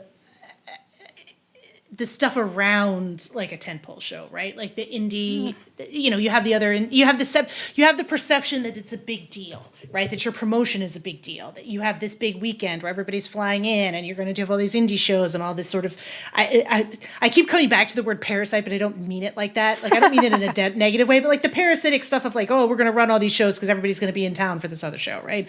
Like, there's like those are the positives to it. I do think from a negative perspective, it just, I don't know. It just doesn't, it both helps your booking, but the flip side of it is that it hurts your booking because you're not doing anything, which I think is why they should be doing more stuff around that. Like you'd like to see them sort of flip a title on an actual television show now, but they, I don't know. Yeah, no, you're right. There's some. I think that obviously there's a genuine financial benefit out of it. Last year it was the second biggest pay-per-view. The year before it was the highest pay-per-view. Second highest pay-per-view in company history. And so you are going to get that because as soon as you advertise something, you build it in that way. And it's a stadium. People treat it differently. It's like if you go to a music show, you're going to treat a stadium and a concert hall, a show in a concert hall different from a show in a stadium. Or maybe just release everyone from both at the same time. Oh, no, wait, that's just Manchester City. That's what we should have done. We should have just talked about, I just talked about Bruce Springsteen all day today. Could have done that. No, but if Hangman had lost, that's probably what this would have deteriorated into. Yeah, we could have heard about your resort, and I could have talked about restaurants. That would have been it. But I do think the one thing I do want to touch on that I think is important, because I know this is going to be something I'm going to see a lot. I feel like over the next couple of weeks, where like this is the accumulation of a long narrative that they've been working towards for so long. Like that's not the case here. Like they should be lauded for switching gears and pivoting and doing something different than what they planned, right? Rather than like folks trying to believe that Tony Khan had set this up and that this was always going to be like this. That we were. Yeah, but if you can tell that story and you can convince people, I have no issue with that. I'd rather you convince them that that's the case. Like we can know that's different. We can know that this Trish, is not. That means that someone is wrong on the internet. I don't give a shit. Like, look, at this point, I don't give a shit what anyone thinks. I don't give a shit over that. It's like, fucking, after all these years, after 3 fucking years of watching this guy and hearing too much, to be honest, this guy's finally got one of these spots in a stadium. This is a guy that hasn't had a featured match in a stadium, in a Grand Slam Dynamite, or in a All-In the last, 4 years. These spots matter, and I guess that's the big thing. So when you create a tentpole show, whether it's a Tokyo Dome main event or WrestleMania main event, people in WWE aren't fighting for who's going to be on fucking Backlash, are they? They fight for with the town. No one's fighting going, you know what? No, like I'm having a fucking weekend off. I ain't fucking working. Like, Cena can wrestle Randy Orton. No one gives a fuck. CM Punk really cares about the crowds at all of these shows. Yeah, so. I'm sure. Anyway. But no one's fighting over being at Backlash. No one's fighting about being in the, the semi-main event at Wrestling Dontaku. People want to be on these big shows because it means something to be on the market, and it means something to be trusted with those spots. And when you keep getting passed over from that, it hurts. It's confidence. And you didn't have this problem with their booking. They didn't have to book around these shows previously. And you had things of equal usage. So you weren't, affecting your talent in that way, because now the idea with the flagpole, the tentpole, what the fuck, I don't know. The idea with these shows, big show, The idea is that these people on the side of the stadium, they're the ones you're running out to press. They're the people that you are making the most known about your company. They become the representation of your company. Let's forget last year's interviews for that. Jesus. But that's the whole idea: is you make them bigger than what you would if you were just doing the regular shows, right? And I think it was quite interesting. I think our friend Kaze pointed out straight away that it was Mercedes and Hangman that had the variety pieces. Variety didn't believe him beforehand. Didn't believe him. I got a frisson of hope, and then I was like, well, he's full of shit. Like this is bullshit. Like, you're gonna listen to this fucking guy. Sorry, Kaze, I love you, but I was like, that doesn't mean anything. But he was spot on. No, but he was right. But he was right. Yes, he was right. He tends to be right, especially about Japanese bosses. But he deserved to be smug as fuck about this for many, many, many months. He does. And I know he's happy today, and that's probably the most important thing to me. But no, it's that thing where it's like, it's different. It's a different level. If you market it properly and everything, you should get a different result out of it. But then it's also complicated because you've got more people jostling and vying for these spots, and you're going to leave people more disappointed. And then you have to book around that, so you can't make these changes where you normally would have done previously, using the old, the 4 pay-per-view, 5 pay-per-view model that they operated in until 2023. So yeah, it's one of those things. It has its benefits. It also has its drawbacks, and it also means that the way they work their calendar makes them less of kind of notable compared to everybody else. They're running a similar system. but it does mean something to a wrestler to be in these spots. That's why you see Adam Page looking like he did last night and so emotional, you know? Yep. Because it means something. It means a lot. And, you know, people that play that off and I can just do this, I can just say, no, to a wrestler, this means everything. You know, you're on the front of that thing. You represent this company in their biggest show of the year. Yep. And that's what you're giving to someone. But yeah, obviously it has its drawbacks as well. Coming out of it, they're going into 2 residencies, one at the Aragon Ballroom in Chicago and one at the 2,300 Arena in Philadelphia. And they're both including Dynamite and Collision this year as opposed to the Collision Residency we saw last year. What do you think of that move coming obviously normally in their one of their biggest ticket selling windows of the year?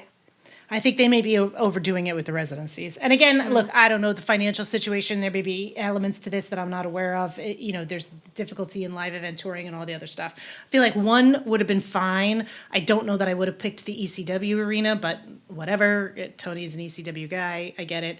But I feel like 2 of these coming out of that show, like you want to turn it around to a hot, like you want to give yourself an opportunity to start turning things around.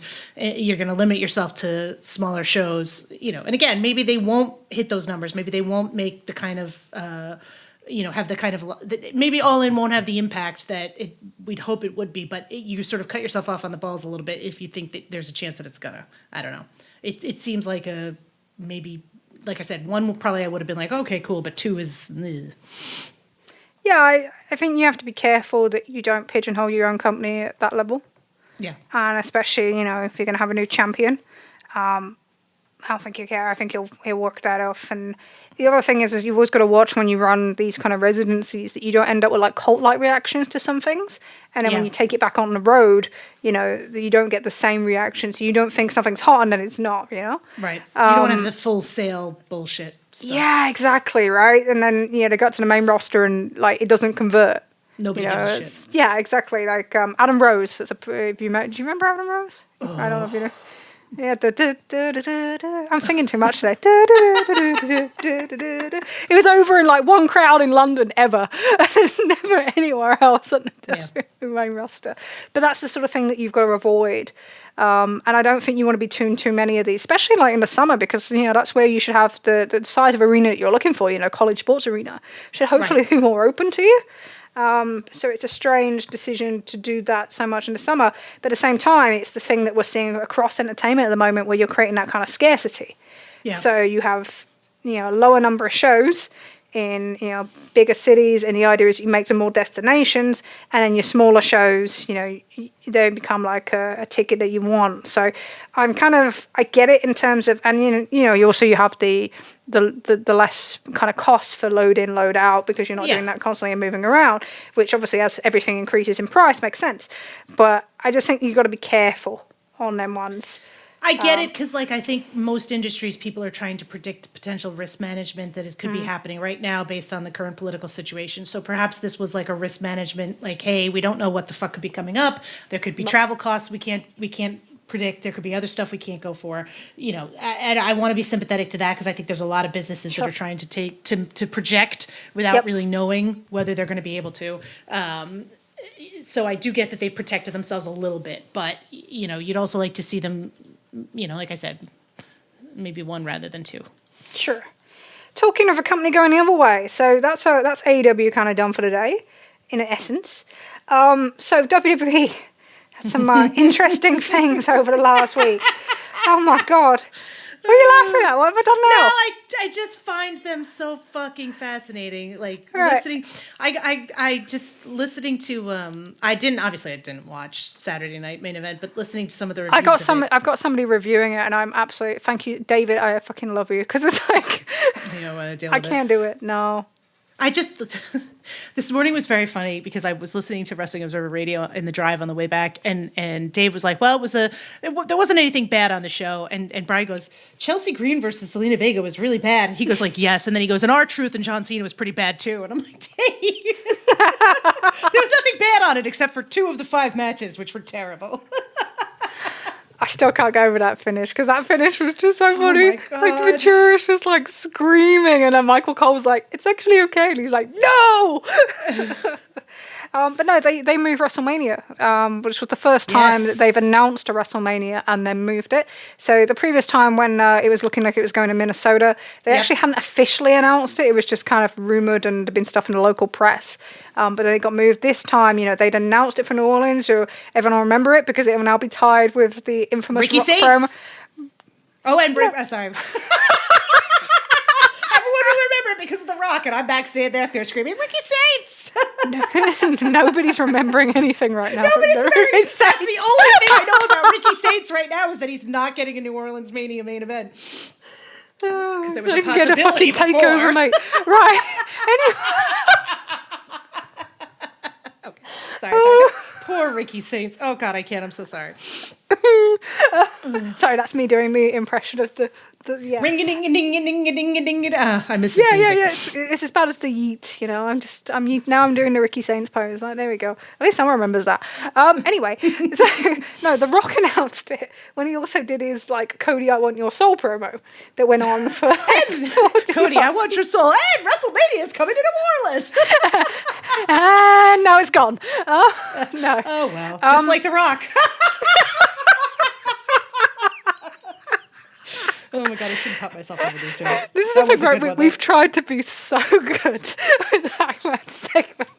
Well behaved. We're riding fucking high today, my friends. We're in a good goddamn mood. We actually enjoyed wrestling we watched. I came punch the fucking air this morning. Now I'm going to talk about WrestleMania. Anywho. Right, yeah, so they've moved WrestleMania and it looks like it's going to Las Vegas. They've got to get out of a few of the venues. They've got kind of bookings that are going to make load in, load out, especially for the stadium, very difficult, and also for the convention center. But the idea is that Vegas is looking at a lack of international travel and thinking that this kind of spurred interest. But also, it's a really shitty thing to do to people that have booked to go to New Orleans. It's very much that TKO thing of, the people don't matter.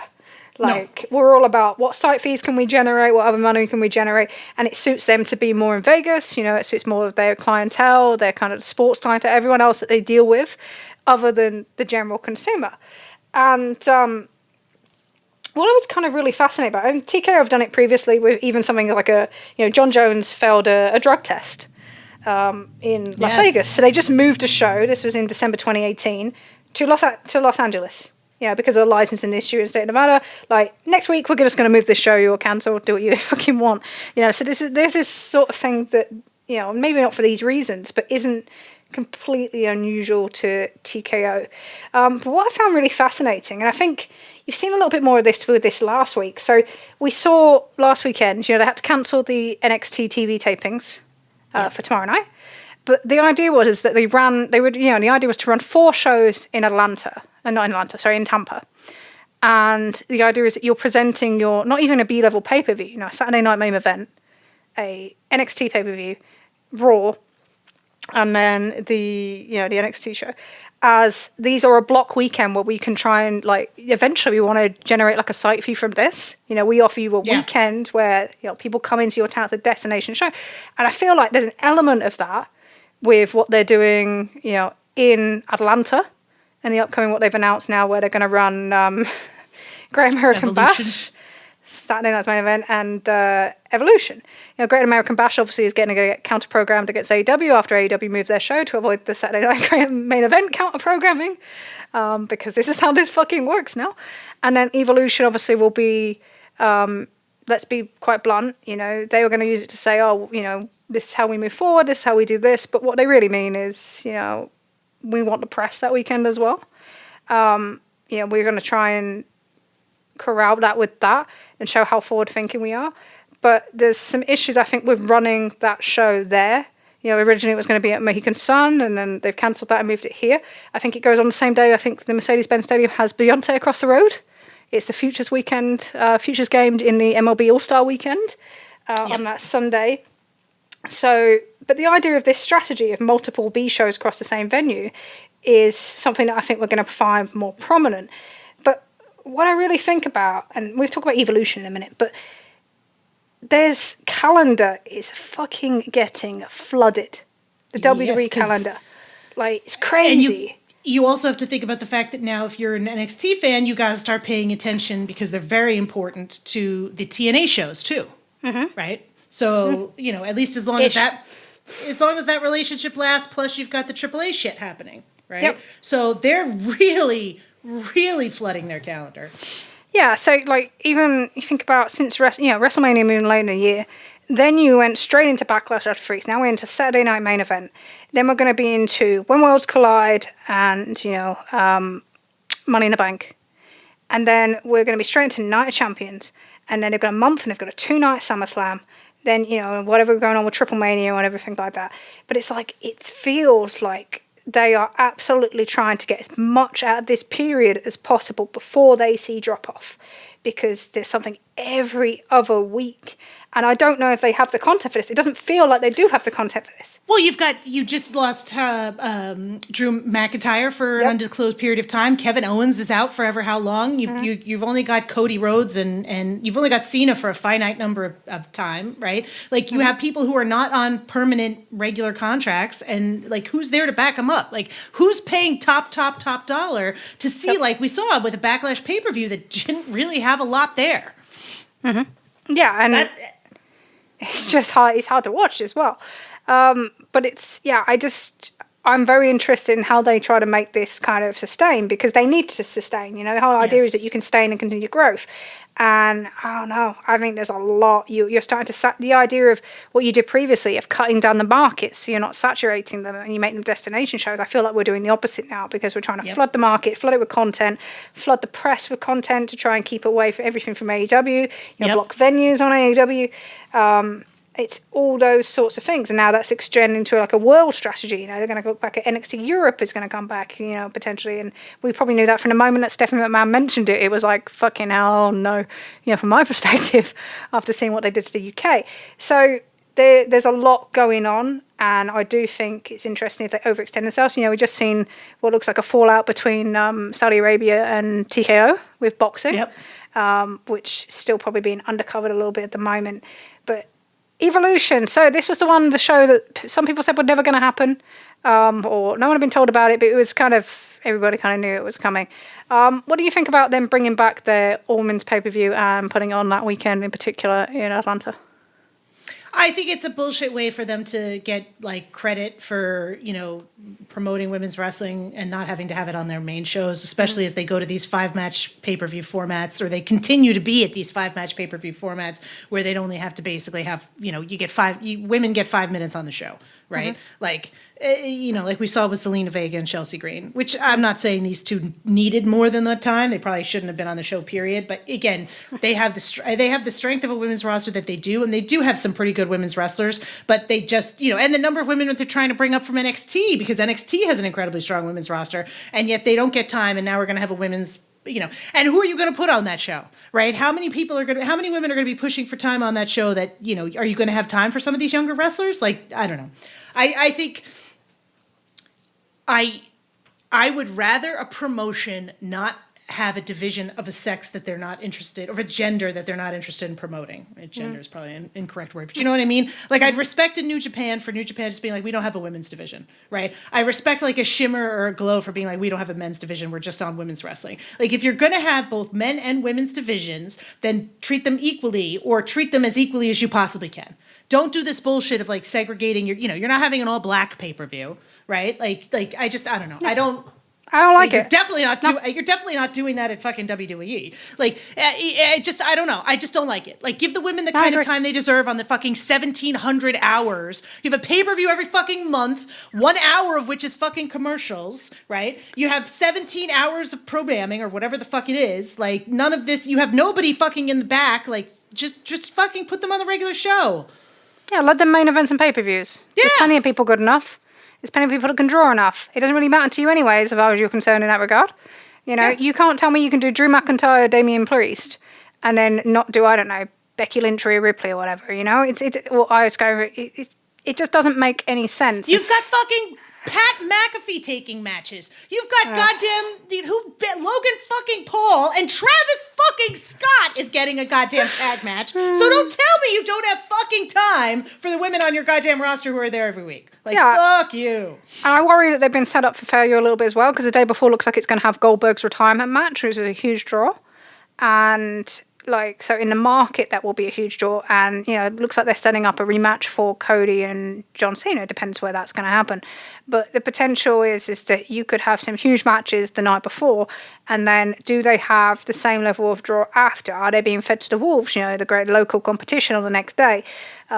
So my worry, and then you just say, oh, it was a failure, so we won't invest in that division, but we got what we wanted out of it because we're trying to flood the market that weekend and we want the press from doing this positive thing, even though we're not treating the women the same as we do the men in our regular programming, which is the actual site of progress, not tokenism, which is what this is essentially dressed up as. Well, you'll get Fightful and PW Insider doing some WWE officials were sort of disappointed with the response to Evolution. Both lay all that bullshit. We did that last time. We did that last time in 2018. Same thing. Didn't sell any tickets. That's what I said. Women are successful, and you had Ronda Rousey at the front. Oh, fuck off. 6 months later, you had the women's main event at WrestleMania, and Becky Lynch was the biggest star in the fucking company. It's not for me. No. I think it's cheap in the way that they do it, and it's not progress. I'm sorry, it's not progress. And that doesn't mean you shouldn't celebrate anybody in your company and shouldn't celebrate, women or anything else, but it's not progress in the sense that we'd want to see. It's something being illustrated for marketing purposes. Right. Well said. Right, I think that's it. Because now I've got into a rant now, and I was quite happy just taking the piss out of Ricky Starks, to be honest. Ring-a-ding-a-ding-a-ding. Sorry. I don't know what I think I heard his NXT theme once, but I don't remember what it was at all. It made no impression on me whatsoever. I've not heard it. Oh, no. Anyway, right. This has been the Trish and Sarah Wrestling Podcast. After a little bit of a break, we have been back. I hope you've enjoyed it. I know some of you were anticipating it from last night, so I hope you've enjoyed some of the breakdowns as well. The nice breakdowns, like in character breakdowns and story breakdowns, not actually having an emotional breakdown. Listen, we've enjoyed some breakdowns, but they haven't been our breakdowns, not gonna lie. Yeah, it's not been us today. Not the break. We've enjoyed some breakdowns today, but not our own breakdowns. We are produced by the wonderful Leah of Tunnel Talk, and if you think that we've repeated some of their points from last week, we probably have, because I loved that episode and I thought they made so much good stuff. But and they're fucking geniuses. They are. They're absolute geniuses, and definitely demonstrated over the last few weeks. So listen to them every Sunday. We thank Leah very much for all the assistance that we get, because I'm a technical no-hope, and you are time killed on a general basis. We're very much we're very lucky to her. Yes. Where was I?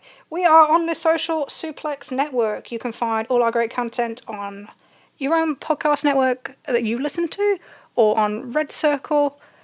Please listen out to all the great podcasts, from Tunnel Talk to All Things Elite, to Keeping It Strong Star, to One Nation Radio, to Wrestling Art with Chris Fings. And am I missing any? I'm rubbish at this. I don't think so. AEW Match Guide is not active at the moment, but I'm sure Sam will be back at some point. You can also join us on our Discord. You can talk to us all in there, answer any questions, anything that you like there. And you can also, go on our website, read the Social Suplex newsletter. This newsletter is providing content that we don't think we're seeing much elsewhere. It goes all across the world. In fact, we're going to explore additional promotions this time that we've never really covered before. Thanks to Eric for coming on board for that one as well. So really think that we're doing something really different. And I've got to write up something on Double or Nothing without sounding like a complete mark later. So that's going to be fun. Or you should just lean in and just be like, I might do anyway. Yeah, I might do anyway, and just list out how many days it's been since Double or Nothing 2020, because I can see it that great away. But no. Now is the winter of our discontent made glorious summer by this cow of boy. God. This has just descended so massively. Sorry. All right. Anyway, this is a product that we're producing for, we're paying our producers, our writers, our editors, because we believe that's the way we should do, but without keeping content behind a paywall. So if you want to read that, support that, distribute it, anything you can do, we're most grateful for it, because I think we're pretty proud of what we're producing so far, and it's a change that we think was needed in this paywalled or I don't know, whatever type of world we've got at the moment of content, but there we are. You can also, if you want to support us, go through www.chopped-tees.com/Trish and Sarah. That's it for now. We will be back in 2 weeks, back on regularly scheduled programming. Are we doing anything next week? Are we going to do anything while I'm there? Or... I don't know. No, yes. I'll think about it. If you stayed long enough in this podcast, I'm getting a Trish for summer. Well, You're not getting it for summer. Summer. I'm getting a Trish for the end of May, and I'm very excited about her. But maybe, I don't know. Maybe we'll do... I was thinking about that. I was like, are we going to do a bee while you're here? Maybe we will. Maybe we won't. I don't know. Last time we tried that in person, the show is lost forever. Maybe we'll just steal Tunnel Talk's Twitch or something. Yeah. Oh, that would be kind of fun. Makes you watch TJPW, so take it away eventually. The weirdest fucking shit and just be like, you have to watch this now. Let's see what everybody sees. I'm going to make you watch the Suzuki title match from DDT at the weekend. With no video of our faces, just audio in the background. The worst Twitch stream that's ever happened. We'll let you know. We'll let you know for our Discord and our social channels if we do decide to do anything when I head out there later in the week. So until then, I've been Trish. I've been Sarah. And thank you very much for listening and returning to us as we return on the Trish and Sarah Wrestling Podcast.